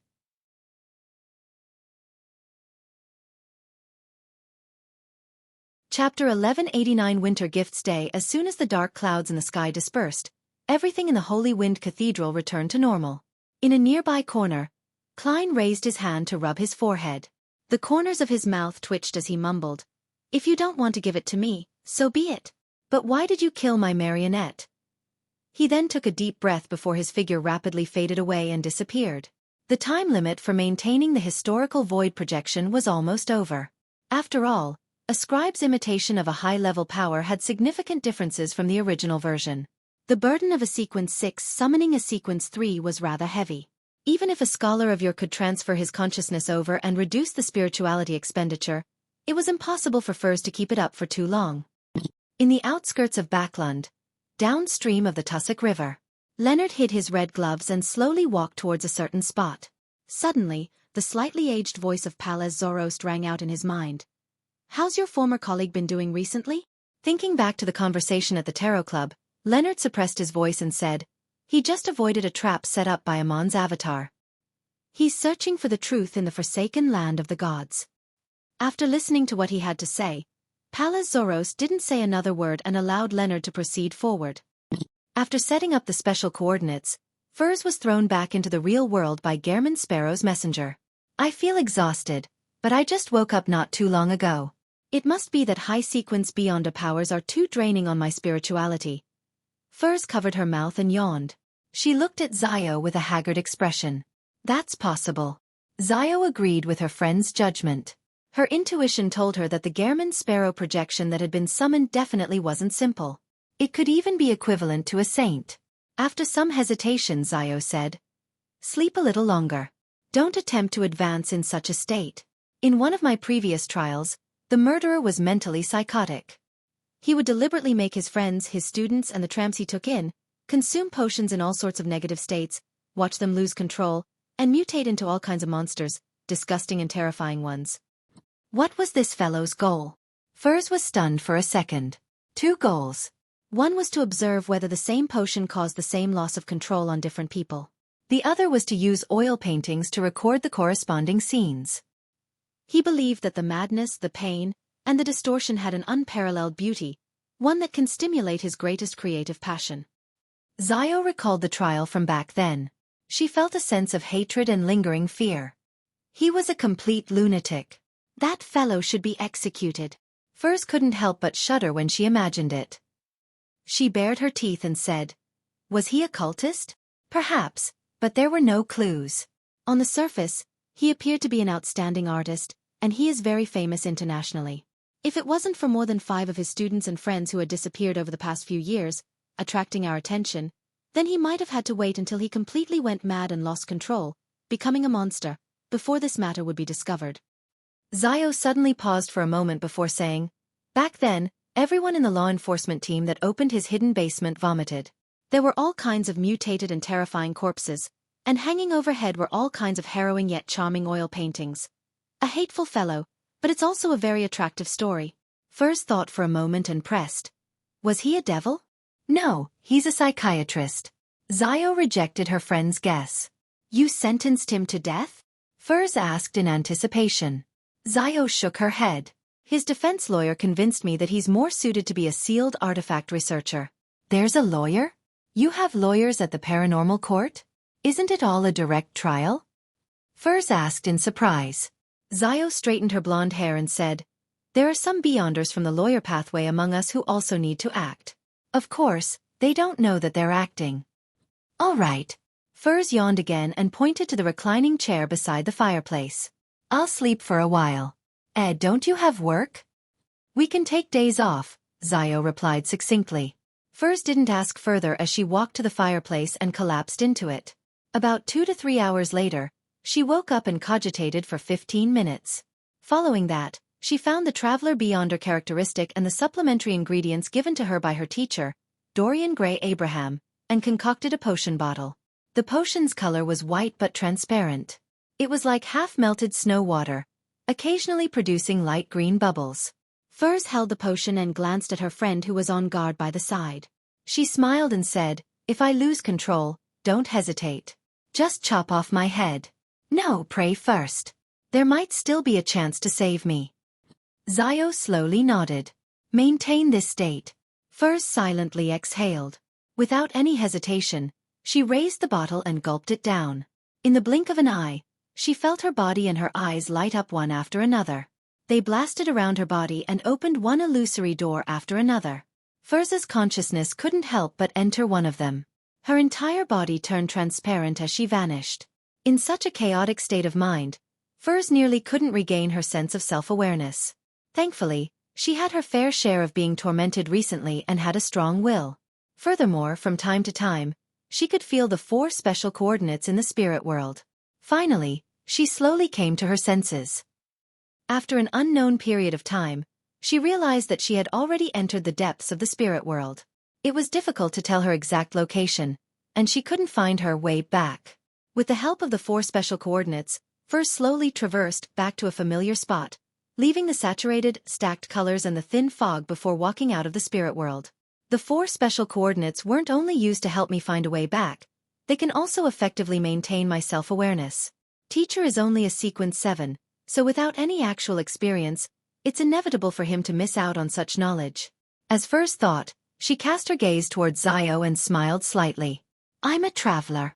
Xiao heaved a sigh of relief and asked curiously, "What new Beyonder powers did you get?" "The main one is teleportation. Also, invisible hand.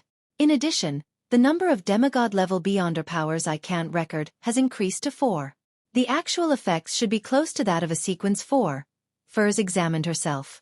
She then raised her hand and pulled out a tarot card from across the room, one used for divination. It was a person with a scepter in his right hand that pointed towards the sky. His left hand pointed to the earth. In front of him were people like the Holy Grail, a scepter, a sword, star coins, the magician card. Every year's longest night was the birthday of the Evernight goddess, commonly known as the Winter Gifts Day. On this day, all Evernight believers would head to a nearby cathedral to witness the sunset of the sun. When night fell, they would participate in Mass, enjoy a holy meal, listen to the hymns, and do all sorts of activities. The year 1350 for Lone's Evernight believers was a very heavy year. The intensity of the war and the cost of items had made them lose the good mood they had. However, on Winter Gifts Day, they still came out of their houses. This was because the Church of Evernight was going to hold a massive mass in the various large public squares to placate the souls that had passed away. At the same time, many foundations would distribute food vouchers at the Massachusetts. People who received them could be able to obtain the corresponding items in any of the relief points or cathedrals. This led to Storm and Steam believers who didn't celebrate Winter Gifts Day to head for the nearest square. Westboro Memorial Square, where George III was blasted to death. Dressed in a black cloak while walking her golden retriever, Susie, with a leather bag on her back, Audrey walked among the nobles looking refined. Her expression didn't seem abnormal, but she hid some pain and guilt. She had obtained the blood of an elderly mind dragon. After concocting the manipulator potion, she placed it in the small bag Susie was carrying. Susie was already a Sequence 6 hypnotist. She believed that not many people present would notice her abnormality and snatch things from her. The blood of the elderly mind dragon came from the hermit Catlia. Apparently, she had obtained it from Queen Mystic, and she had paid £3,000 for it. This was in line with her expectations, as she didn't really want to obtain the ingredients from the psychology alchemists. After all, her direct superior, Vin Rambus, had only died a few months ago.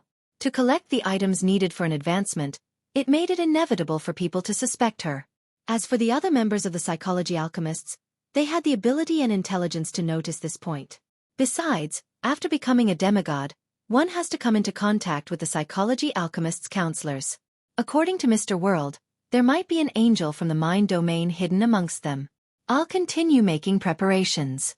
With a suitable opportunity and excuse, I'll consider raising my position in the organization. I'll hide my strength for now. The blonde Audrey lifted the ends of her skirt slightly and slowly walked towards her predetermined spot. Along the way, many nobles extended their hands to her in a friendly manner, hoping to help this beautiful, noble, and weak young lady through the crowd. However, these were all blocked by Earl Hall. He got his eldest son, Hibbert, to be in charge of his youngest daughter while he held his wife's arm and walked ahead. From time to time, he would turn back to look at the most dazzling jewel of Backlund. Not long after their family arrived at their destination, the Church of Evernights Bishop of the Backlund Diocese, St. Anthony Stevens, walked up to the high platform in his black robe with red patterns. He looked around, raised his right hand, and tapped his chest 4 times in a clockwise fashion. Praise the Lady. When the believers below responded, this saint's deep voice could be heard by everyone. Today is the celebration of the night, but the goddess's response is pity. Sheep takes pity on every mother who has lost her child. Sheep takes pity on every lonely child. And she takes pity on everyone who has suffered immense pain. She said that all of this will end. All the suffering will return to silence and repose.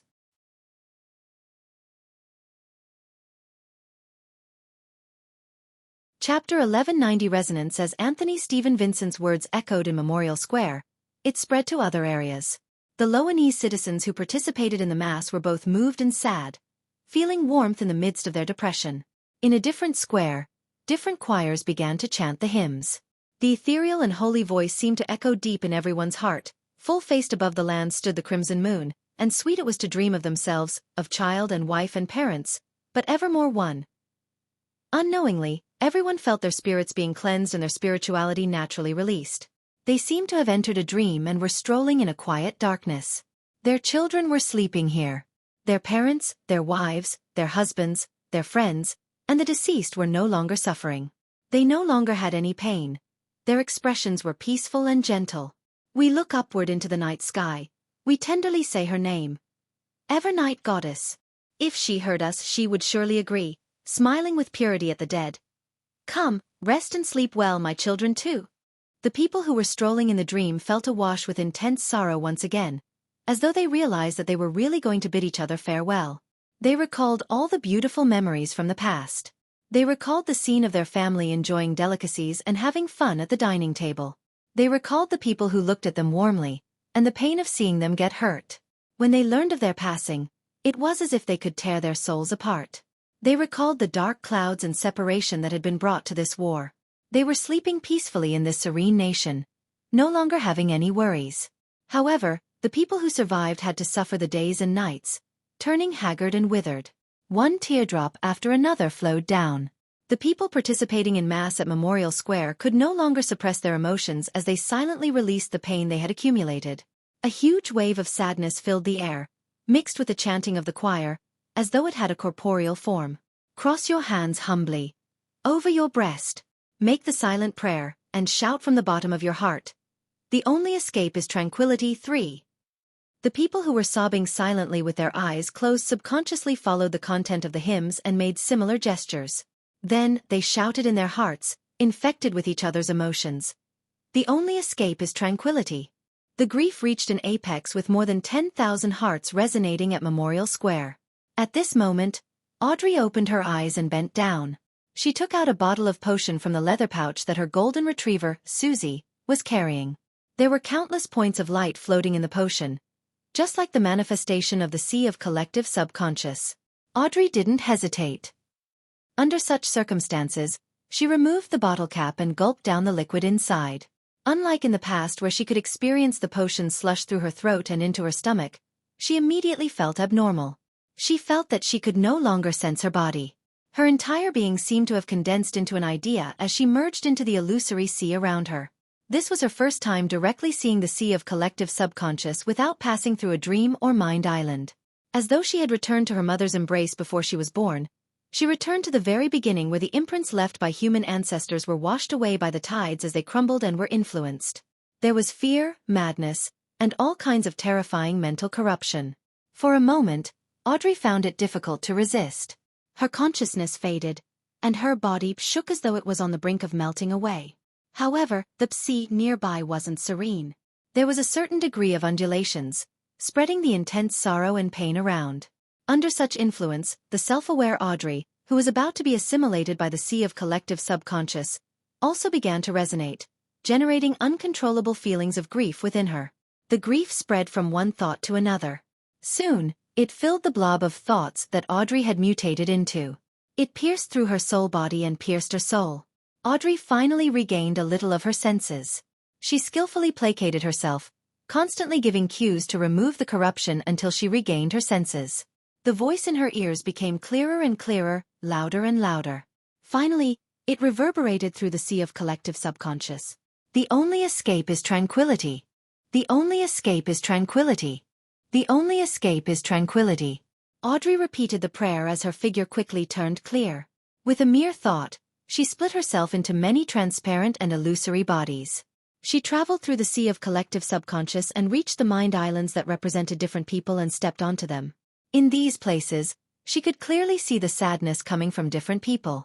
The bombshells that came from the sky, the airship that made up a fleet, the letters spelling bad news sent from the front lines, blood and flesh splattering in front of them, and the person who they loved suddenly collapsing in front of them, the pile of toys that no longer had an owner, the fit of coughs that came from the great smog. The only escape is tranquility. The golden retriever, Xueqi, also shut her eyes in Massachusetts. She used the human language to recite those words in her heart, but she failed to notice any changes in her surroundings. Suddenly, in her soul, in her body of heart and mind, Audrey's voice sounded. Xueqi, I succeeded. I've always been worried that I'll become more and more indifferent as my sequence increases due to the potion's effects, that I'll become more and more like a mythical creature instead of a human. Xueqi raised her head in confusion and saw that although the blonde girl's eyes were tightly shut, tears had unknowingly covered her face. Then she heard Audrey say in her heart, "Thankfully, I can still feel their sorrow." How nice! In Xueqi's eyes, teardrops fell from the corner of the blonde girl's eyes.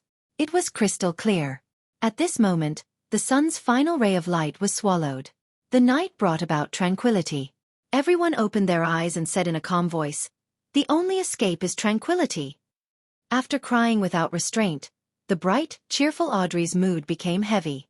She became a little sensitive and a little sad. It made everyone who saw her feel a sense of love from the bottom of their hearts. Under all kinds of protection, she returned to Empress Borough and returned to her room. Only then did she have the chance to seriously examine herself and digest the knowledge and experience she gained from the sea of collective subconscious. Others might not be able to tell, but Audrey knew very well that the tall, blonde, blue-eyed beauty in the mirror already possessed extraordinary strength and exaggerated dragon-scale defenses. She could break through a block of steel with one punch. Oh, I can still use dragon transformation. It's equivalent to using an incomplete mythical creature form.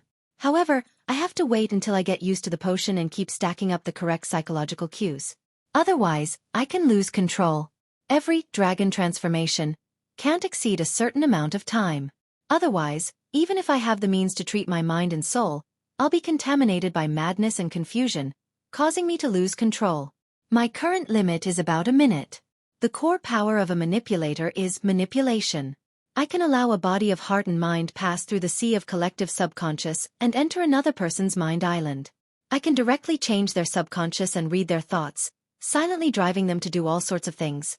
Matching manipulation is virtual persona. I can create many personas, allowing them to have a corresponding body of heart and mind. This aspect can resist a lot of influence in the mind domain, and on the other hand, it can allow me to use them to silently invade the target's island of consciousness without any signs of it. I currently can have only 13 virtual personas.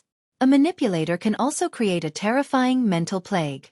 By using the sea of collective subconscious, I can spread all kinds of mental illnesses and extreme madness. Yes, all has turned into mind deprivation, a huge area of effect version. It's no longer just the single effect of awe. I can also transform my designated thoughts into a mind storm that will sweep the surroundings, affecting all my enemies. Heh. As a manipulator, it naturally comes with the ability to travel the sea of collective subconscious. It's called consciousness stroll. Otherwise my target would have long left by the time I arrived at a location after a series of complicated manipulations. Audrey looked at herself in the mirror and suddenly revealed a faint smile. Then, she puffed up her cheeks and opened her mouth as if she was about to spew something. Since her mythical creature form was a mind dragon, it definitely had to have some form of dragon's breath. This was an attack that could directly stimulate and harm the target's body of heart and mind and soul body. It dealt damage in an area of effect manner, an upgraded version of psychic piercing. Following that, Audrey's green eyes turned slightly and she looked away. She sighed inwardly. This is what it means to be a demigod. These powers make even me feel afraid. How powerful is Mr. World for him to be able to kill Vin Rambus? In the ancient palace above the fog, as the participants of the hunting operation made their preparations, they decided to organize a private gathering to discuss the details. A manipulator is that terrifying? The magician Furs looked at Miss Justice beside her and blurted out in shock. Just now, Audrey had briefly mentioned the changes she had undergone after becoming a demigod. Although she didn't elaborate in detail to protect her trump cards, it still left the magician, the hermit, judgment, and the star in shock. Actually, it's not that terrifying. Mr. World knows very well. Audrey cast her gaze to the bottom of the long mottled table. The World Gairman Sparrow didn't nod as he tersely acknowledged. I also had powerful helpers before I could kill Vin Rambus. He paused and said, before discussing the hunting operation, I would like to know how to make the Abraham family sense my friendliness. 1. Adapted from The Lotus Eaters by Tennyson. 2. Adapted from The Cry of the Children by Elizabeth Barrett Browning. 3. Adapted from The Bridge of Sighs by Thomas Hood and Lotus Eaters by Tennyson.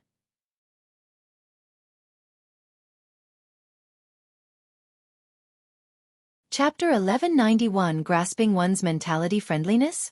Upon hearing the World Gairman Sparrow's question, Furs nearly doubted her ears.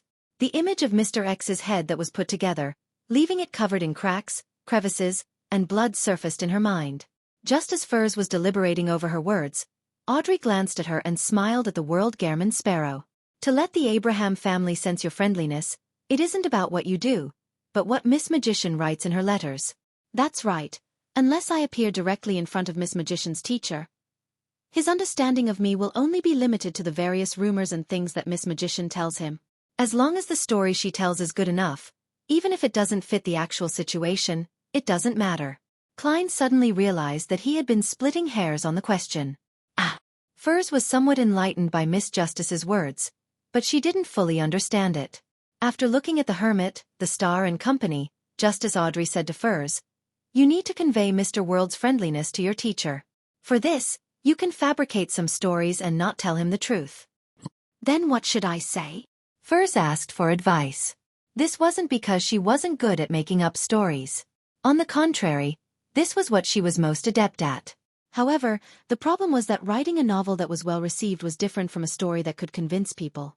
If she could get a senior psychologist's advice on the latter, it would undoubtedly be easier. Audrey had already thought of the details of the letter before she opened her mouth. She replied unhurriedly, it's obvious that your teacher has already noticed that you've rapidly advanced, and because of Mr. X's death and all sorts of sensitive issues, he has a certain level of doubt and vigilance regarding the Beyonder circles that you've participated in. Yes. Furs nodded indiscernibly in agreement with Miss Audrey's judgment. If her teacher, Dorian Gray Abraham, was careless, he wouldn't have been able to survive to this day.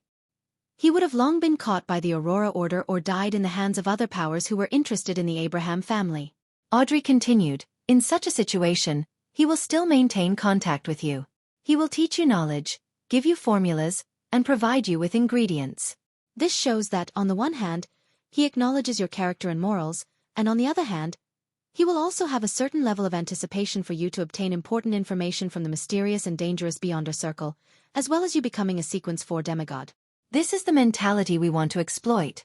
Audrey originally wanted to use the more neutral term, grasp, instead of exploit, but after pausing for a moment, she chose to face herself directly and face the essence of the matter.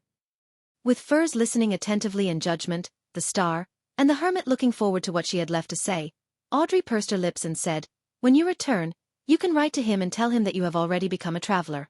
It will make him happy for your growth, and also be surprised by such an exaggerated advancement speed.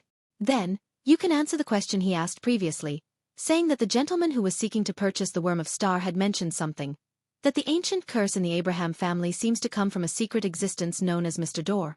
This is a question that your teacher has never told you about but is definitely concerned about. Without a doubt, he will feel fear towards the gentleman who seems to know that you're related to the Abraham family. He will want to avoid you, but he will definitely yearn to know more. He will then try to find out what secret lies behind the curse that has plagued generations of Abrahams, one that he has no solution to. At the same time, a letter exchange isn't a direct meeting. It will give him a certain sense of security. He might change his residence, change his identity, and use a more roundabout way to receive the letter, but there is a high chance that he will not sever the connection. Maintain this connection. Step by step, reveal something more valuable. You will awaken your teacher's desire and use it to portray an image of Mr. World so that your teacher can experience some form of friendliness. At this point, Audrey stopped and looked at the World Gehrman Sparrow once again. She could roughly tell that Mr. World's goodwill towards the Abraham family was because he had a request, but as for the specific request, she wasn't a clairvoyant, nor had she read Gehrman Sparrow's mind. Naturally, she couldn't guess it, nor could she continue explaining. Klein nodded and said with a hoarse smile, "After we establish this kind of indirect connection, I might ask your teacher for a transaction and use the promise of breaking the curse to exchange for certain items of value." Through Demonis Trici, he had already grasped the solution to the Abraham family's curse. However, he didn't plan on exchanging it for the Planeswalker Potion formula or a Grade 0 sealed artifact. On the one hand, the difference in value was too great, making him feel guilty. On the other hand, he didn't want to bring a dangerous existence like Mr. Door back into the real world. It was being irresponsible to himself and the innocent. He was thinking of another way to make the curse of the Abraham family disappear to a certain extent. In other words, it might still exist, but it wouldn't affect the normal lives of the Abraham family and provide a certain range of improvements. Is that so? Mid to high sequence Beyonders in the mind domain are really impressive. She can make people follow her arrangements without realizing it. Compared to when we first met, Miss Justice has seemed to undergo a complete metamorphosis. It makes people fear and respect her. Furs glanced at Zio and seemed to read the same poignant thoughts from her eyes. After some thought, she mustered her courage and said to the World Gehrman Sparrow, "What if my teacher rejects your request? Did you think I would murder for property?" Klein lampooned in Chinese. He scoffed and said, "Don't worry, I won't harm him. I won't use any methods that will force him." Phew. Although Mr. World is a little scary, he's still a man of his word. Furs slowly nodded and said, "I'll write a letter to my teacher according to Miss Justice's suggestion." Klein nodded slightly and surveyed the area. "You can begin discussing the hunt." Katlia took control and said, "The biggest problem with this operation is finding the Saint of Secrets Bodhi's." Furs immediately recalled how she had encountered him and raised her hand. "If I can borrow that powerful sealed artifact from my teacher, then I can bring it with me. I can often wander around Backland and use the convergence of Beyonder characteristics to attract Bodhis to a nearby location. This might attract other demigods of the apprentice pathway, or the leader of the secret order, Zeratul, or blasphemer Amon." The more Furs spoke, the lower her voice became. She felt that this method was too dangerous. She didn't know what would happen to the other members who participated in the operation if Zeratul and Amon really appeared, but as bait, it was without a doubt that she would fail to escape. Katlia nodded and said thoughtfully, "If it's only a Grade 1 sealed artifact of the apprentice pathway, the law of convergence of Beyonder characteristics shouldn't be that attractive to neighboring pathways. The range will be limited to the demigods of the apprentice pathway. And from what I know, there aren't many of them. In fact, it can be said that there are very few of them. Most of them exist in the form of a characteristic or sealed artifact. I suddenly do not wish to become a sequence 4. Fuz's eyelids twitched when she heard that. Katlia cast her gaze at the world Gehrman sparrow. Let's not discuss the problem of whether there are any grade 1 sealed artifacts of the apprentice pathway. If we want to let the Saint of Secrets and Miss Magician bump into each other, the prerequisite is that he is also in Backlund. He mustn't be that cautious and often goes out. Upon hearing this, Leonard said from the angle of a professional official beyonder, "It's actually not difficult." As a demigod of the apprentice pathway, Botes is definitely in charge of dealing with accidents among the upper echelons of the Aurora Order. He has sufficient mobility to aid the other members in different places. Heh, this is a term that appeared after the steam engine and the airship were invented. As long as you can create some matters against the Aurora Order in Backlund, he has a high chance of showing up. As he spoke, Leonard glanced at Klein. Based on what he knew, in the chaotic battle outside Biome City caused by Gehrman's sparrow, the Saint of Secrets had appeared and picked up a glove. This is a solution. Audrey and company nodded. At this moment, the world suddenly said, "Let me remind you that the Aurora Order is an organization that worships a true god. Once you take action against them and secretly target their upper echelons, the true creator might be able to foresee this and give them a warning." That can happen? Audrey's eyes widened slightly as she observed Katlia, Leonard, and company. She realized that they were equally astonished. This was something that they had never considered before. It wasn't that they weren't smart enough, but that they had never participated in such matters that involved high-level existences before. Or rather, even if they were involved, they weren't aware of it. Then what should we do? Furs couldn't help but ask. Klein replied in a suggestive tone, by not targeting the Aurora Order directly, we can use a milder approach to fish out the Saint of Secrets Botes.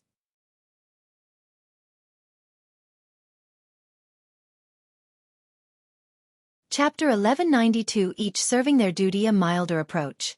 The hermit Katlia, who lacked experience only on high-level matters, instantly had a new idea and probed. Let Miss Magician participate in the various Beyonder gatherings in Backlund.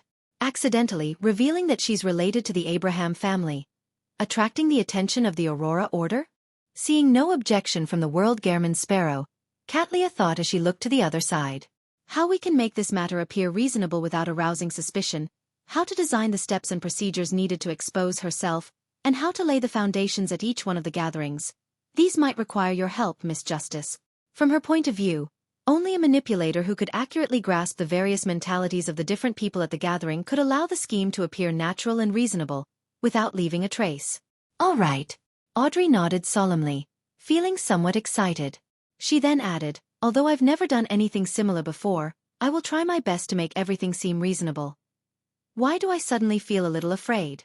Why do I feel like we are all inexperienced people?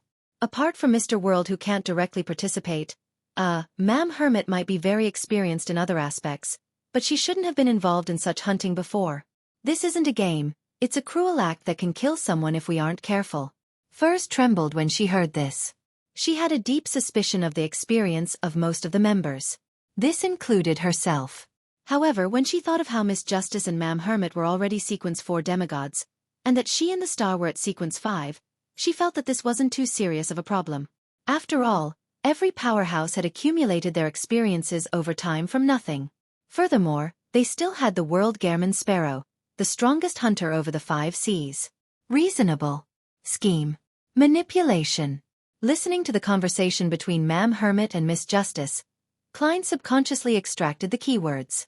This reminded him of how he had used 0-08 and the experience of playing out situations that had been arranged by 0-08. He couldn't help but sigh inwardly. It's no wonder the Spectator's Sequence 1 is called Author. This is indeed a very reasonable development, but it can change from a guidance to being forced. There's no need to rush yourself to make the arrangements in detail. Go back and think it over carefully. Yes, at the same time, we need to combine the feedback from the scene to make adjustments. Katlia nodded in thought as she immediately had a new idea. When Miss Magician participates in the Beyonder gatherings, it's best you hide in the vicinity. Use your control of the sea of collective subconscious to monitor every participant's thoughts and accurately grasp the feedback. Would 13 virtual personas be enough?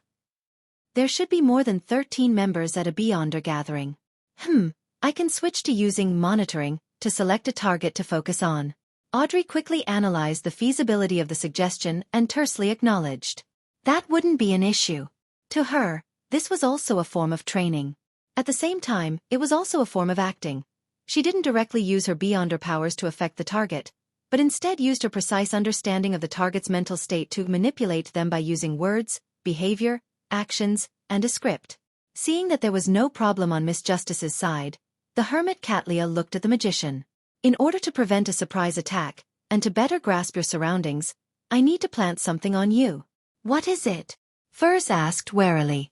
Catlia glanced at the world at the bottom end of the long model table. After receiving the permission of Mr. Fool's Blessed, she raised her hand and pressed it between her brows. A pair of transparent eyes appeared in front of her, ones that were without eyelashes, looking cold and heartless. This is the eye of mystery prying.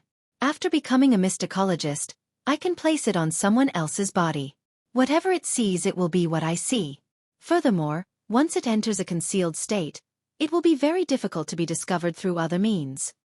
Catlia gave a simple introduction. Upon seeing this scene, Klein leaned back slightly and sighed inwardly. When he first grasped spirit vision, he had seen something similar behind old Neil. If he had the mysticism knowledge he had now back then, he would have detected the problem earlier. Perhaps things would have developed differently. If this strange eye were to be planted on me, wouldn't I be watched by Ma'am Hermit when I go to the bathroom?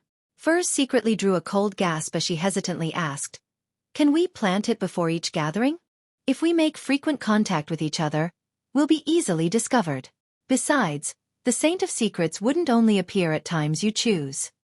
Catlia nudged the heavy glasses on her nose bridge and explained, "Don't worry, I won't look at things I shouldn't see. It was a lesson learned through blood." Furs fell silent for a few seconds before she slowly exhaled.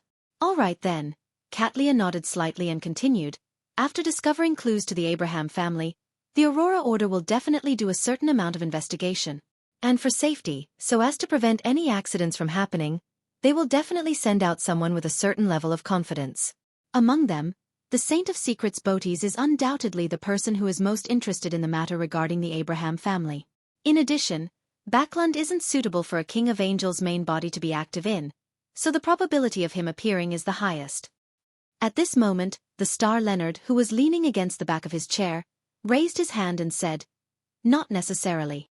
According to the information we have gathered, the Aurora Order has other high-ranking members in Backlund, Saint Tenebris.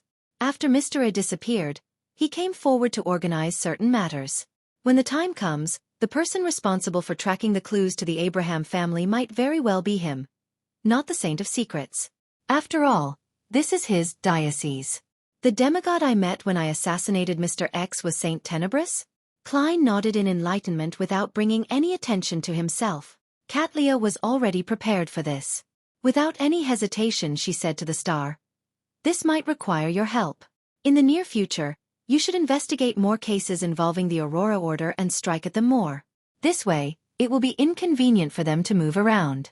After discovering clues about the Abraham family, they might very likely seek reinforcements, getting, yes, the more mobile and more concealed Saint of Secrets to be responsible for it." Leonard thought of his recent mission list and nodded slightly. Sure. As the captain of a Red Gloves team, he had the right to do so. The only problem is, could this be predicted by the true creator? After Leonard agreed, he turned to look at Klein. After some thought, Klein pointed out indirectly, "You are similarly under the gaze of a deity." Leonard retracted his gaze as though he had gained some understanding. He said to the hermit Catlia, "I have no further questions."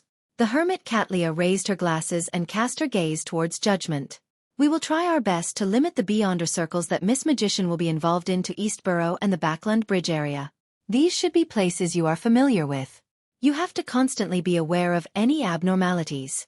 Inform me immediately about the surroundings of the gathering's location." All right. Although Zio was disappointed that she was involved in the periphery matters, she knew very well that with her strength, she could only do so much. At that moment, Catlia thought for a moment before saying, "You are a judge. When the time comes, you might need to do some area of effect prohibition. This might not be effective against the Saint of Secrets, boties, but it should be able to cause some interference. Don't doubt it. As support, mid-sequence beyonders can similarly influence a saint to a certain extent. All of this is under the premise of a demigod resisting a demigod, while all I provide is support. The education Zio had received since she was young, and the addition of the knowledge she learned from MI9 now put an emphasis on cooperation. It was very easy to understand what Ma'am Hermit was saying. At this point, the plan had just started taking form. The next step was to adjust it bit by bit through on-the-ground feedback. Furs heaved a sigh of relief when she suddenly thought of something. She hurriedly said, previously, Mr. World mentioned that boties might have a grade 0 sealed artifact. How should we deal with it? Frankly speaking, she didn't have a direct impression of how terrifying a grade 0 sealed artifact was. This was because she had never encountered one before, and had never seen anyone encounter it before. However, she had experienced the grade 1 sealed artifacts that Gehrman Sparrow had borrowed from Mr. Fool. She knew how terrifying it was, and with a grade 0 sealed artifact being 1 grade higher than a grade 1 sealed artifact, it was obvious how potent one was. In the rumors that Furs had heard, some grade 0 sealed artifacts could even destroy Backland, or even the world. Katlia said after a few seconds of silence, on the one hand, through Miss Justice's grasp of the minds of the people around you, she will be able to find traces of possible existences. On the other hand, with Miss Judgment's understanding of the various anomalies in the region, and combining it with divination, we will be able to determine ahead of time if there are any sealed artifacts. If we can't get any feedback from all of this, and if the Saint of Secrets has a grade 0 sealed artifact with him, you don't have to be too afraid. He won't kill you immediately. He will definitely try to gain control of you and interrogate you at a safe place. We have enough time and opportunities to separate him from the sealed artifact. Remember, a sealed artifact that a Beyonder possesses isn't completely a part of his strength.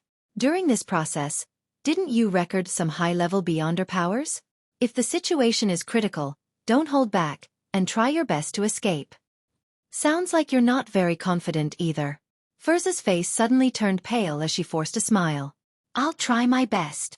At this moment, the World Gehrman Sparrow took the initiative to speak. In times of necessity, pray to Mr. Fool. I will also ask him to provide his protection in advance and provide some revelations. As this operation wouldn't pose a threat to Klein's actual body regardless of the development, and it might involve a grade 0 sealed artifact, he could only gain some revelations from his initial control of Sapphira Castle. That's good. Furs, Zio, and company heaved a sigh of relief.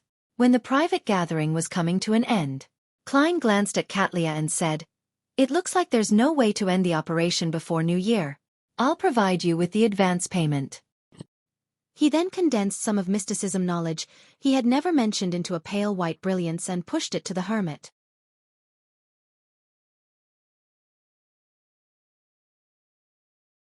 Chapter 1193 heading AS Dark Angel Sasrar might very well be the negative personality that's expelled from the ancient sun god.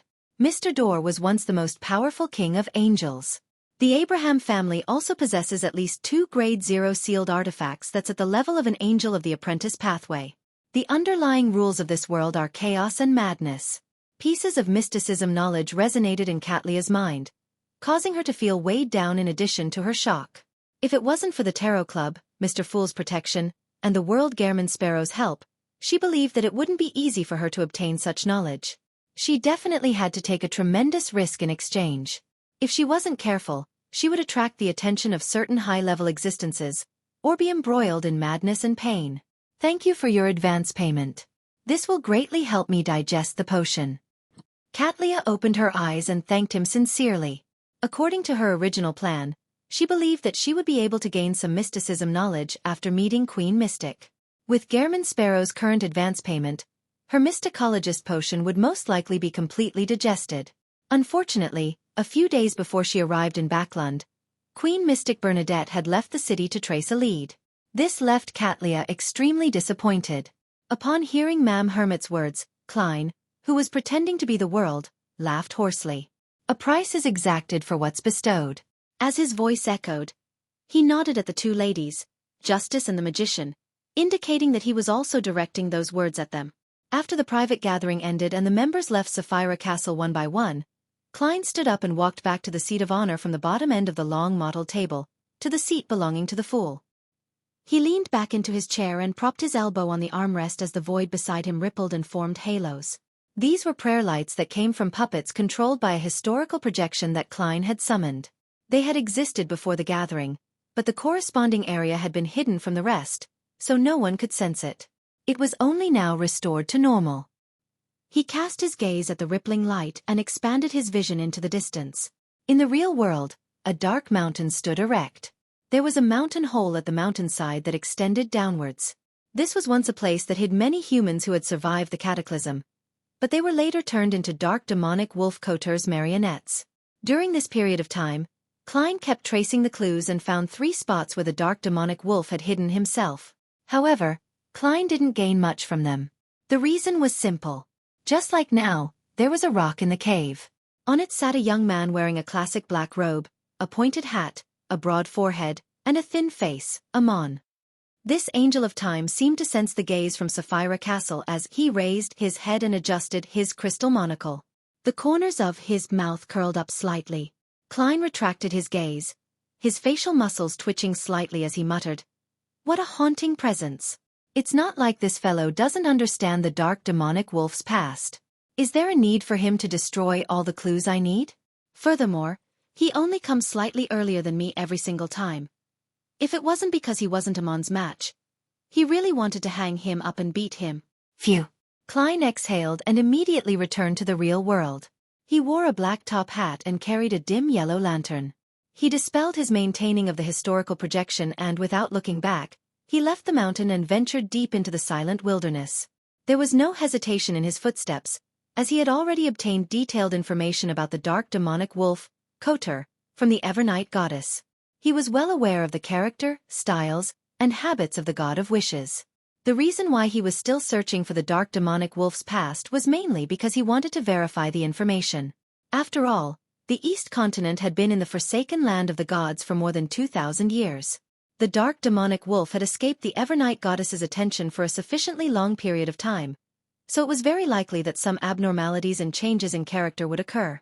If he made a plan following the intelligence provided by the Evernight goddess, there was a small chance that he would make the mistake of launching a surgical strike using an outdated map.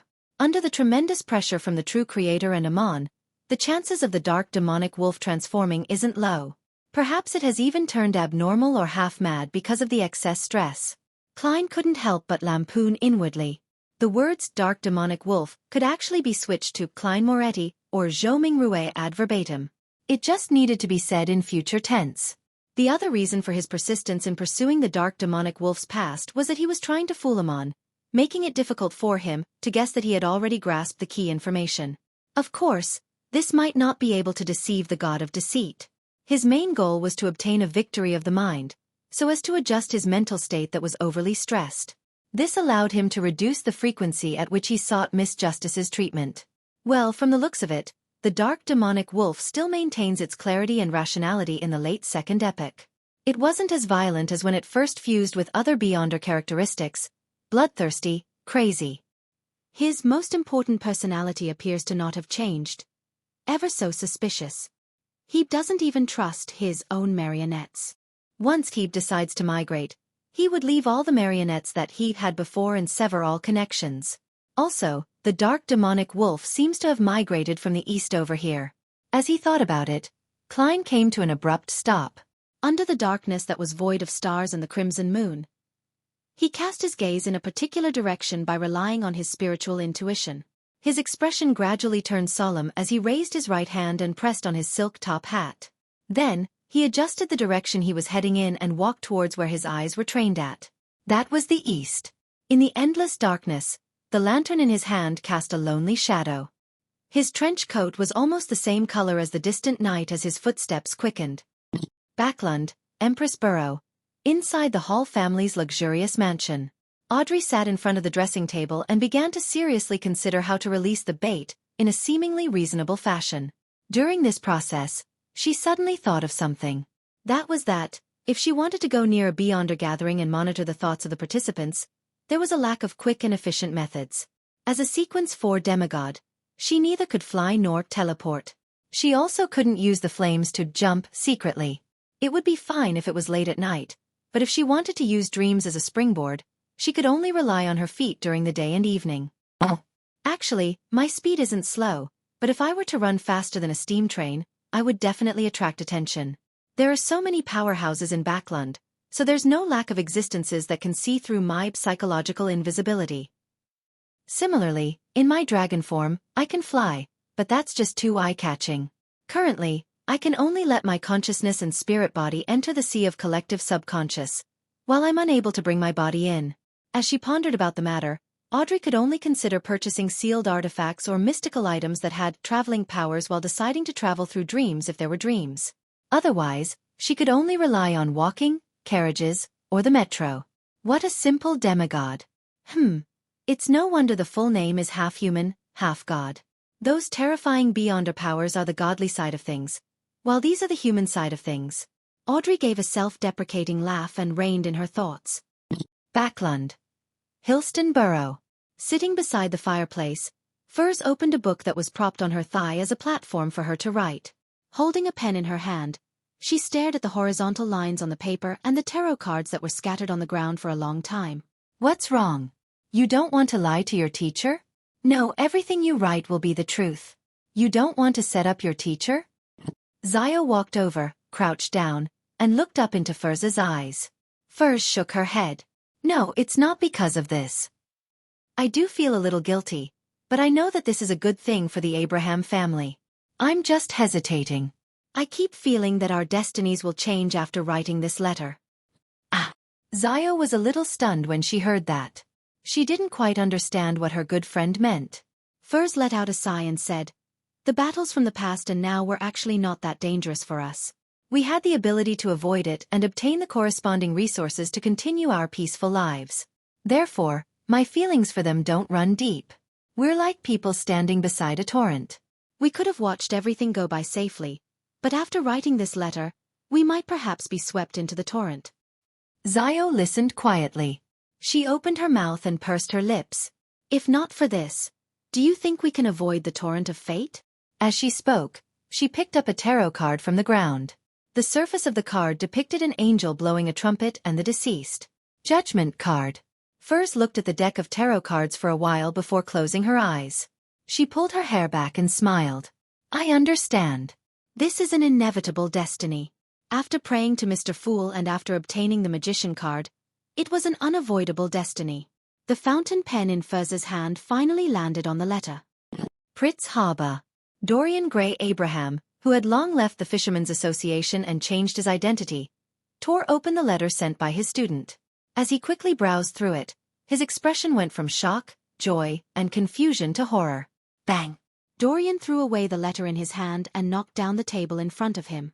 It was like a monster hiding on that piece of paper with a curse. He retreated to another corner, pulled open the drawer, and took out some items. Then, he rushed to the door and prepared to leave. When his right hand touched the brass doorknob, Dorian's action suddenly slowed down and finally stopped. He slowly turned around and cast his gaze at the letter on the ground. There was a complicated look in his eyes. After a few seconds, Dorian Gray Abraham slowly walked towards the letter.